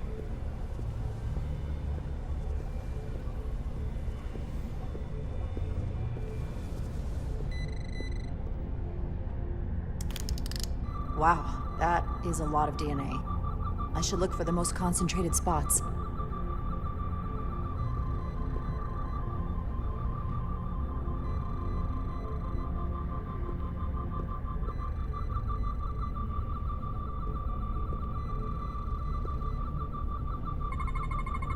Not concentrated enough. I should try somewhere else.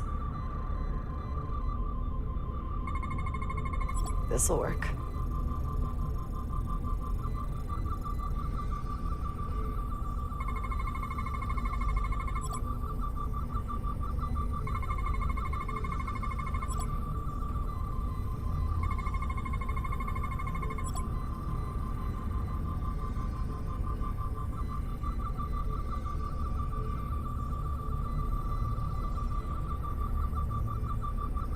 That's a stable DNA sample. It's only partial, but a few more should do it.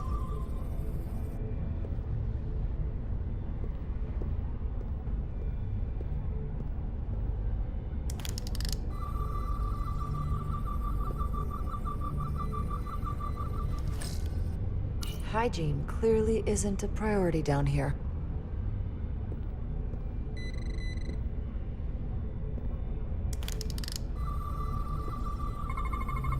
I can use this.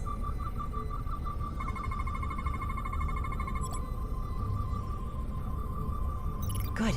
That's another I can use. Just need one more sample.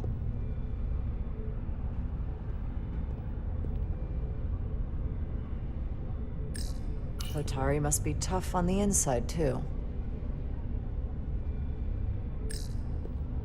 If they eat in here, it's likely there's some DNA in the room. Almost looks like coffee. Almost. I'll have some Ractagino when I get back to the ship.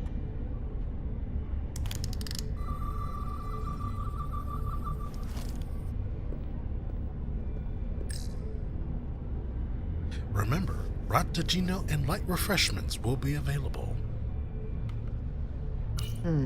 Leftovers. I should give this a scan.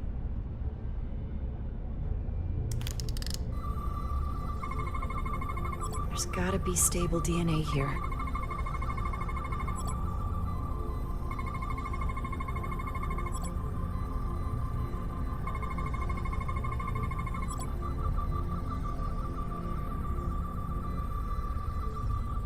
Perfect. That's enough to make the DNA profile. Time to go back to the lift.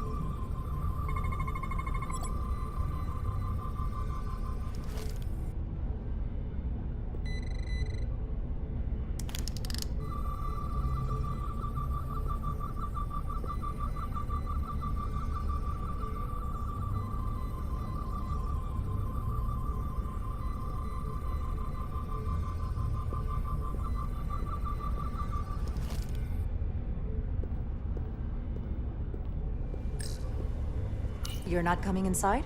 There are some things I'd rather not smell. Ah.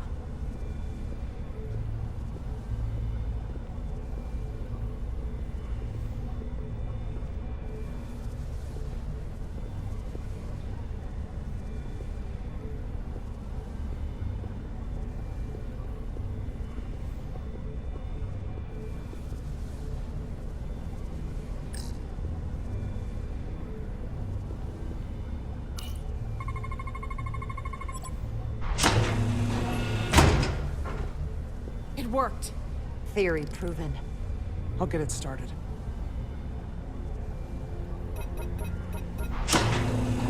Ready?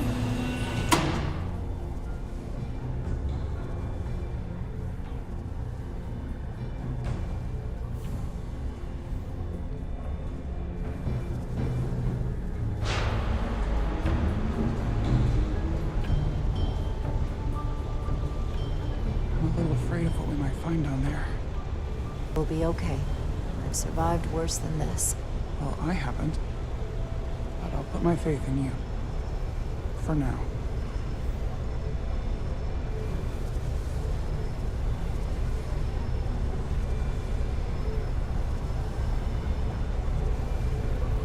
Jara. Stay back. There's a guard at the station. You'll have to hide.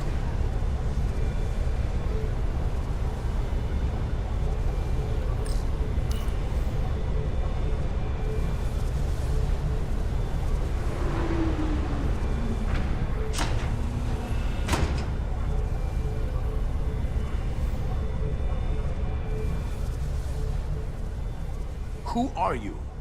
What are you doing here? You watch your tone with me. I'm Tylus Altaris, Minister of Diplomatic Affairs. I speak for the Queen herself. This is a restricted area. No one gains access without the approval of Galvin or Sidron. Wait. Jues Gawad Abawincha. Let me go!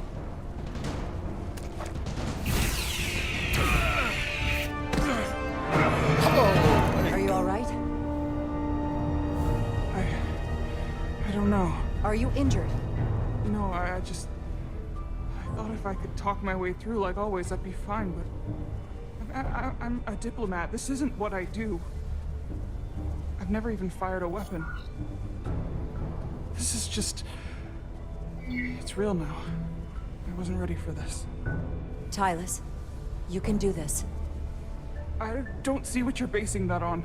All you've shown me so far is an iron-willed determination to save your people. I don't expect that's changed. No. No, it hasn't. My authority has never been challenged like that.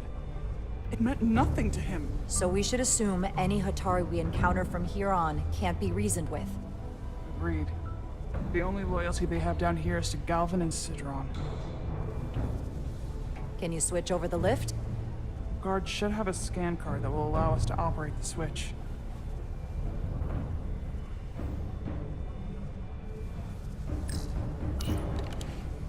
Got it.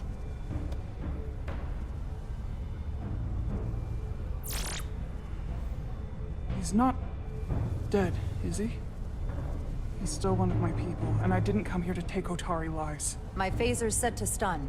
He'll be perfectly fine, just unconscious for a while. Let's see. We don't have that sort of technology on our weapons. Good to know. Uh-oh.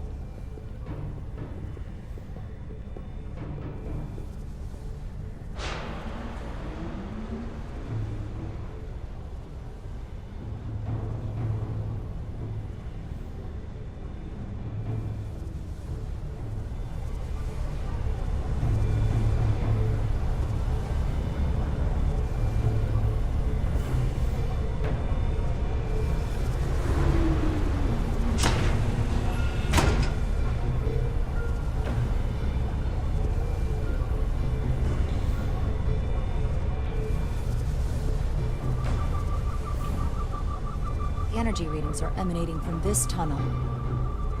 It's sure to be guarded in there. Stay low and follow my lead. Oh boy.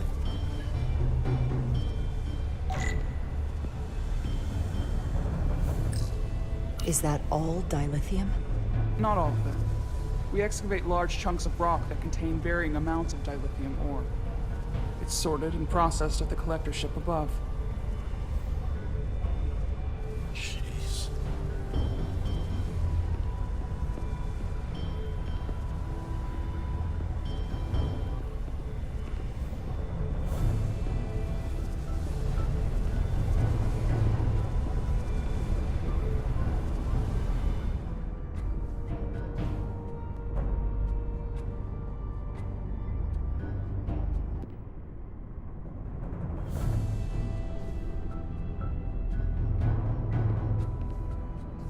More guards.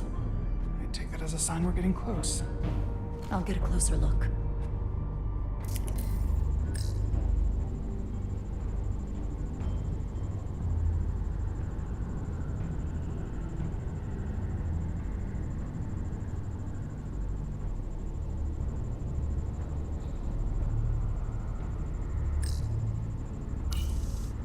Looks like they've improvised a barrier. Yes, we must be getting closer.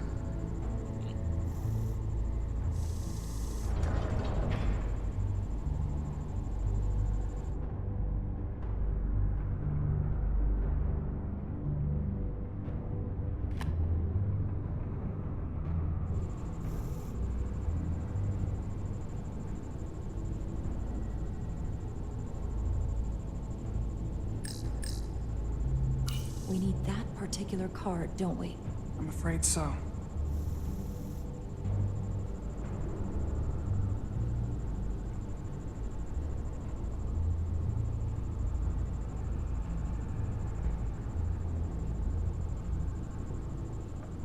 Let's see what else. Aha.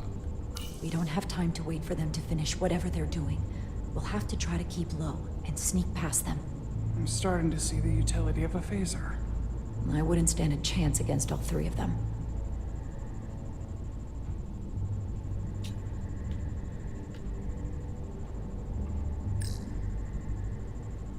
Can you open that door? Not without that scan card. I don't like our options here. I have to get us that card so we can open the door. How? If they detect you, Galvin and Sidron's followers are clearly willing to kill to protect whatever is in this mine. Hey, I'm trained for this. I'll be fine. What should I do? Avoid being seen. Stick to the edge of the room and meet me at the door.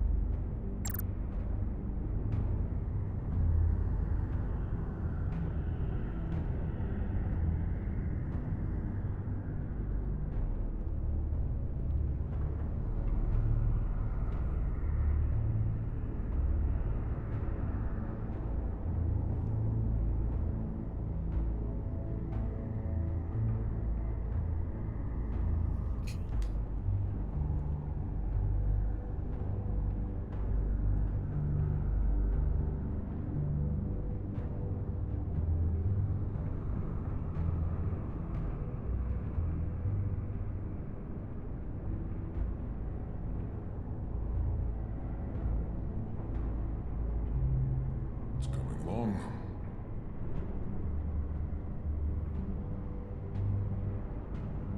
Originally, the Lydians would try something else. They saw our power, our resolve. They're terrified of us. Until the plan is complete, we're vulnerable. Then get back to work, and we'll complete the plan more quickly.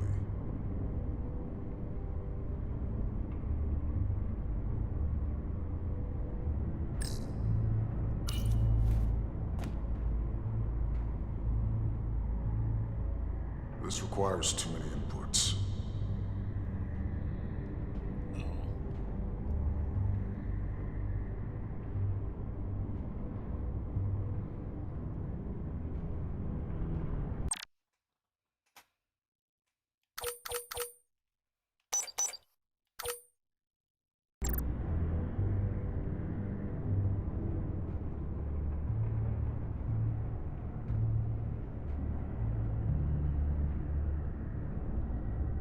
I can taste our victory. Processing.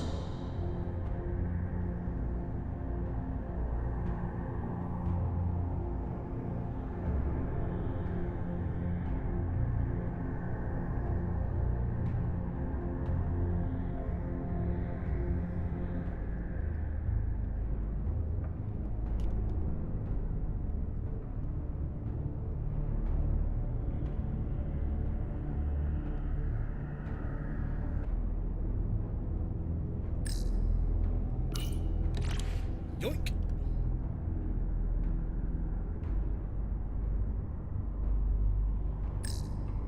Who's there? It's so dark in here. How long is Galvin going to make us wait? I'm not worried. He's let us I'd well so melt if far. I went through there. It's a miracle. Keep moving. We've been waiting for so long. Patience, brother. We'll get our chance. It's inevitable after all. That it is.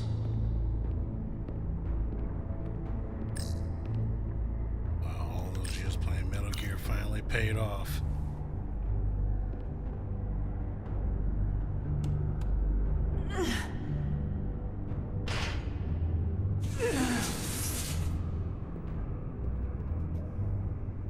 What's up?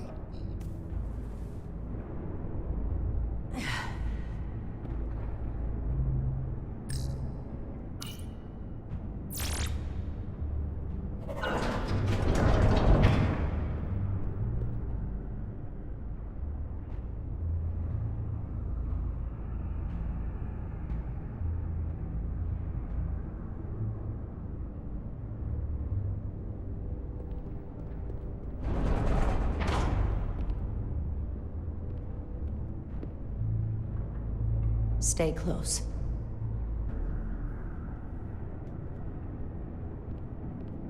Stop! What? Motion sensors. They'll trigger an alarm. We'll be found. Invisible to the naked eye. They could be anywhere. How will we get through?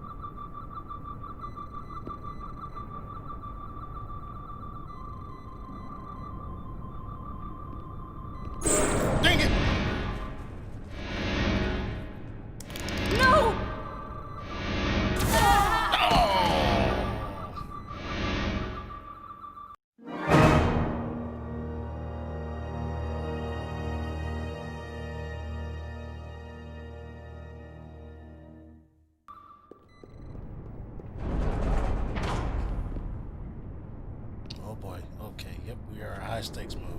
Stay close.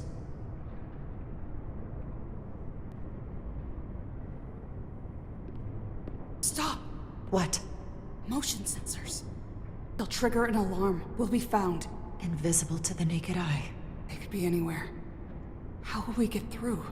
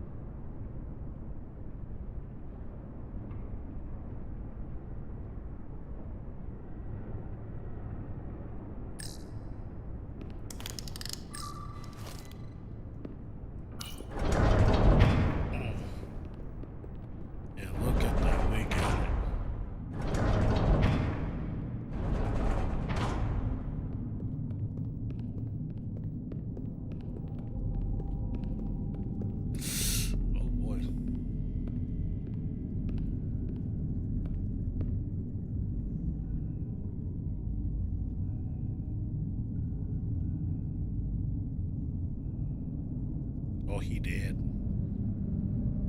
He dead. Oh, they dead.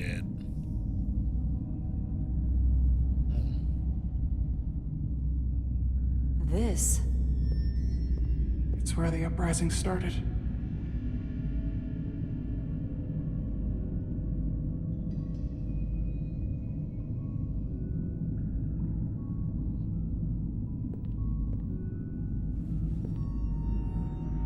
Hotari don't do this. We defend ourselves, but we don't kill on this scale, this level of savagery. There's no such thing as a bloodless rebellion. I don't know if we should keep going. So much death. I don't want to end up like them. Don't freeze up on me now, Tylus. We can do this. We're almost there. You're right. Lead the way. Whatever happened here, it made the Illydians abandon the mines. Let's find out what they're so scared of. Hotari and Illydian. Both sides took a beating.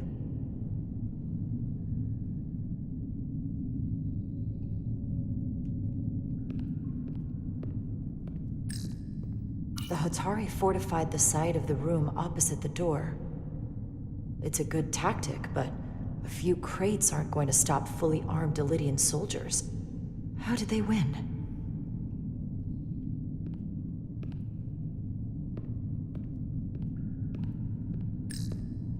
Is this the effects of an Illydian disruptor? Yes. Disruptors are cruel weapons.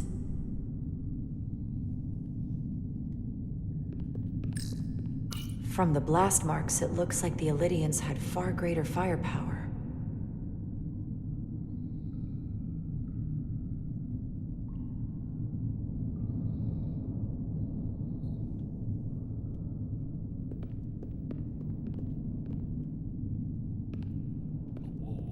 Wait a minute, what the hell?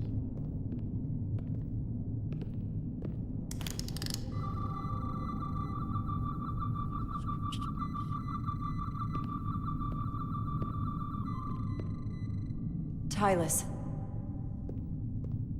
What? What kind of weapon did this? This is like nothing I've ever seen or heard of. My people don't have a weapon that does this. What else can you tell me?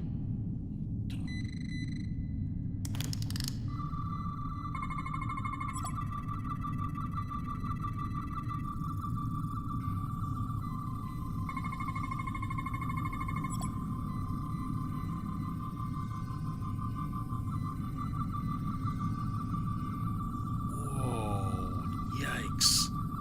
That's not good.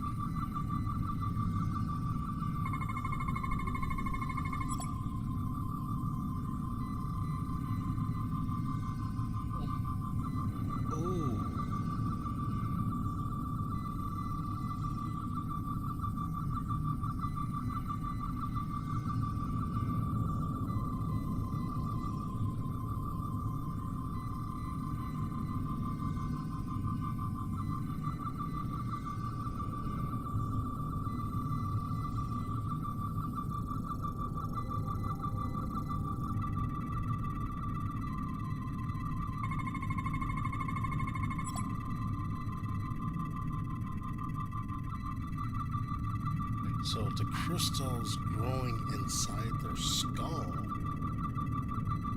Jesus.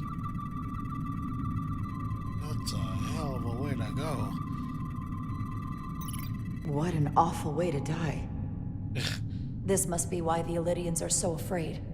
Technology that surpasses their own, in the hands of the Hotari that they've lorded over for centuries. Where did this weapon come from? Well, the crystals are giving off tetrametric pulses. If I set my tricorder to search for that frequency, it'll lead us right to the source.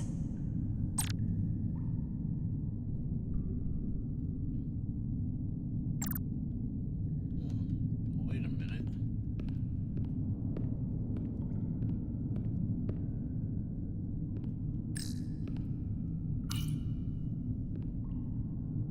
The Elydians shot to kill.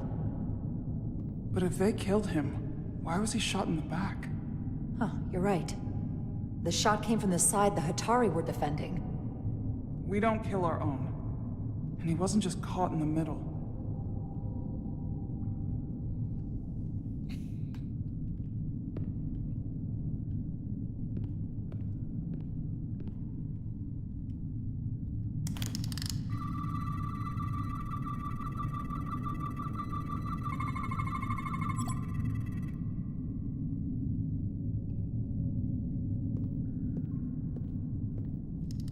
Think they parked this here on purpose? One way to find out. Need any help? I've got it.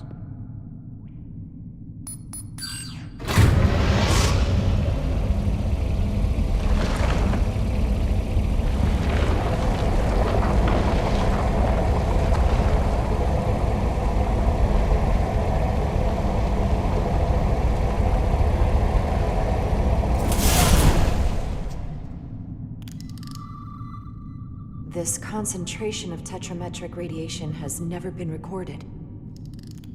Whatever they're hiding, it's right through here.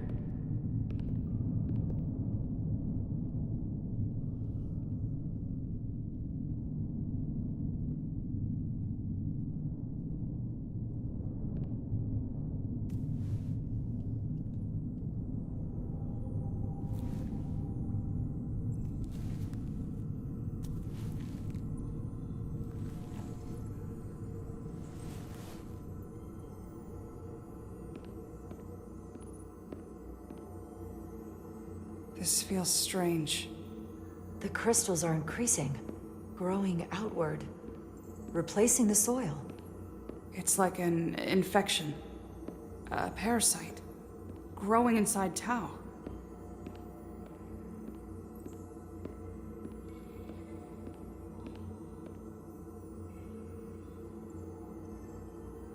Incredible. This is definitely not Hotari.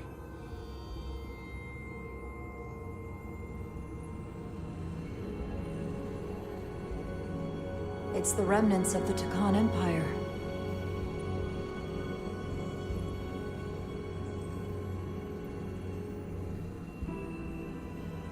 I don't think we should be here. This is exactly where we should be. Every strange thing we've seen in this system, it might all come from this room. We need to learn everything we can. There's that console.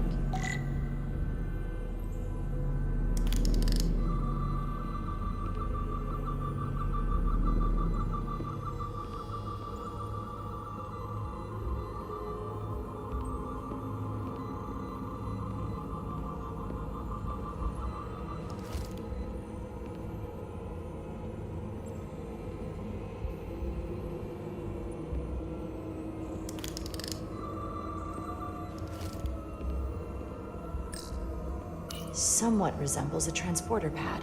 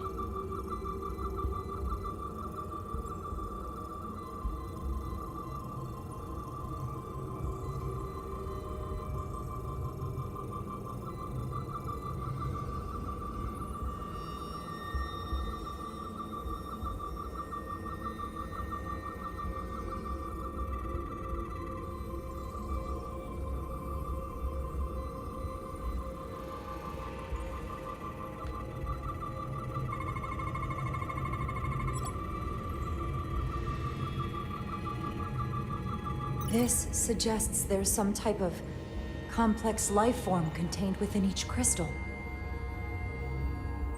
Life form? There's something alive in these tiny crystals? That's what it says, but hard to imagine how that's possible.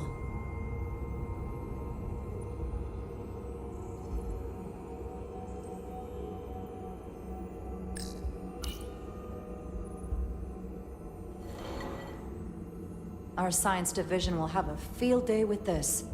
We need to study it on the ship.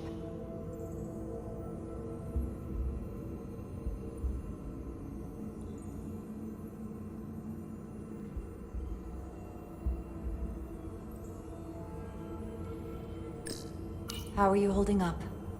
I knew Galvin and Sidron were dangerous. Now I know they're more powerful than I could have imagined. But the worst of it is knowing they got there by turning our people against their own.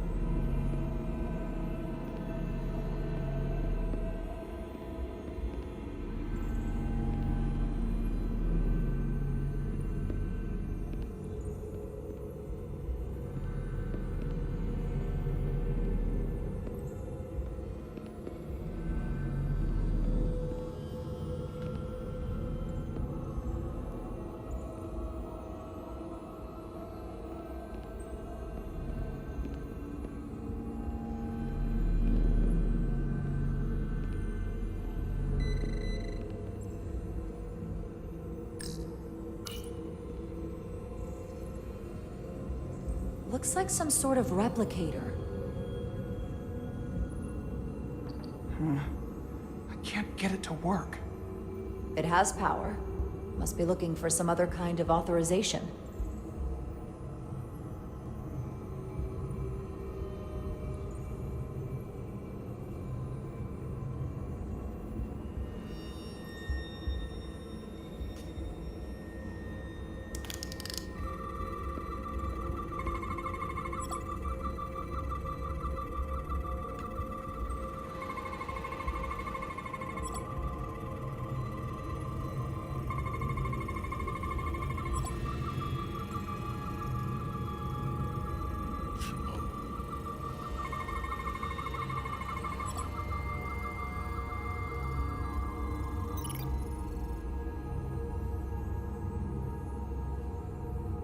What is it?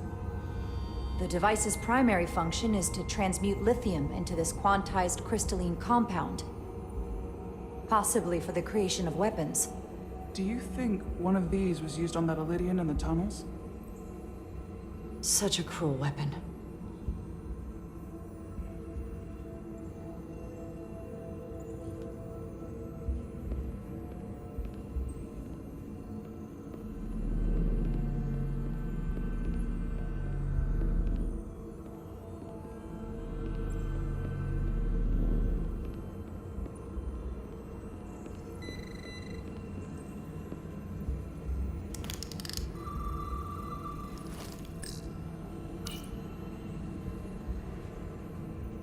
Look familiar? It's almost identical to the console Galvin has hidden in the palace. It looks like a control surface.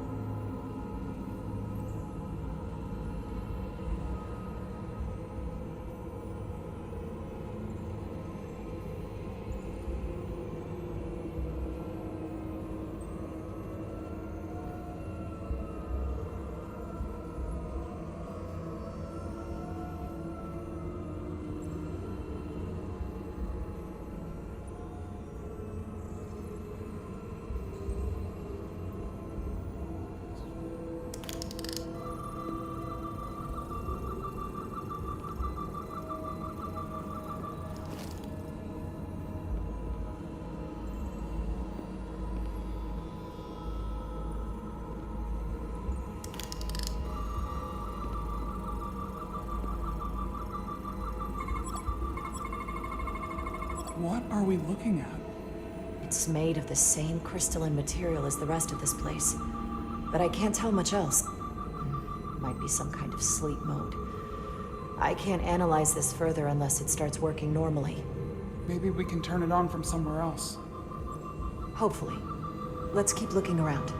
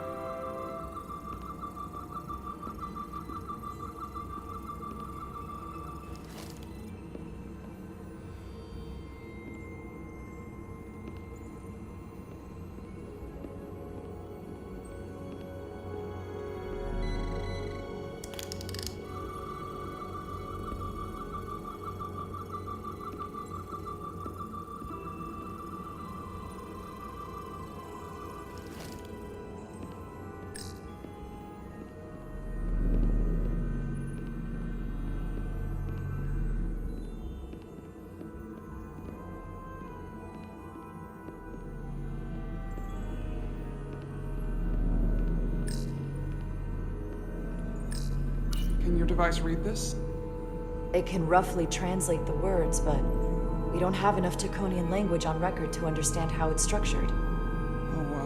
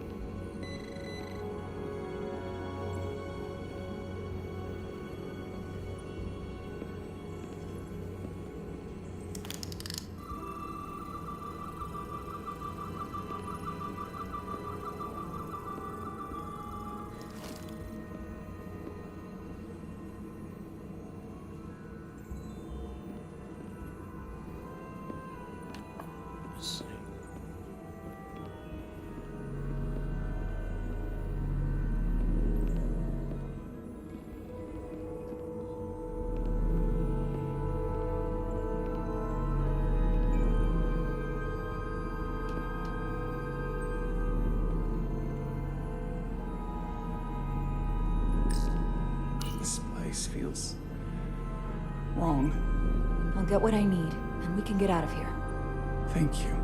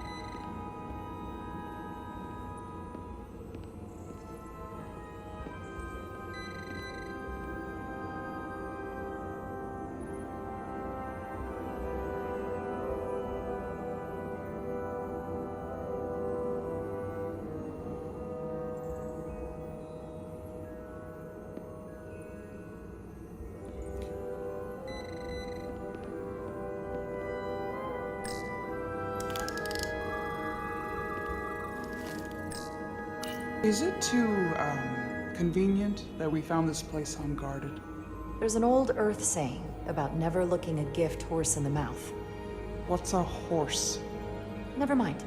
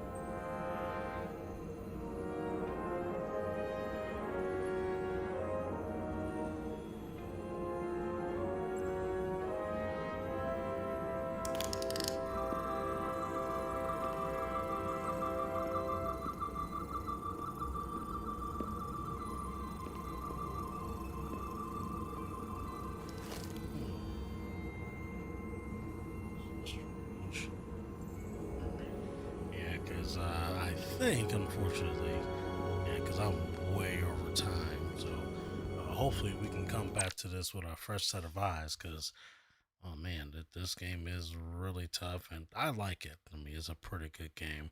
So now tomorrow night, I won't be coming live playing Resurgence, as I'll be on GC Radio, and also with that, if you do follow me on my Twitter page, that's twitter.com/carbide6, then you can definitely see whenever I go live.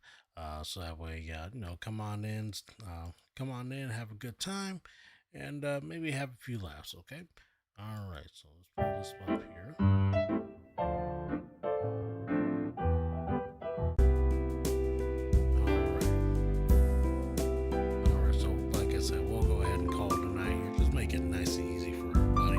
Special thanks to GC Radio and also to United Federation Starfleet, the premier role-playing group and Star Trek role-playing group and fan club in the Second Life metaverse and in real life as well. Give them a shout out and also check them out at ufstarfleet.org for more information and if you'd like to join.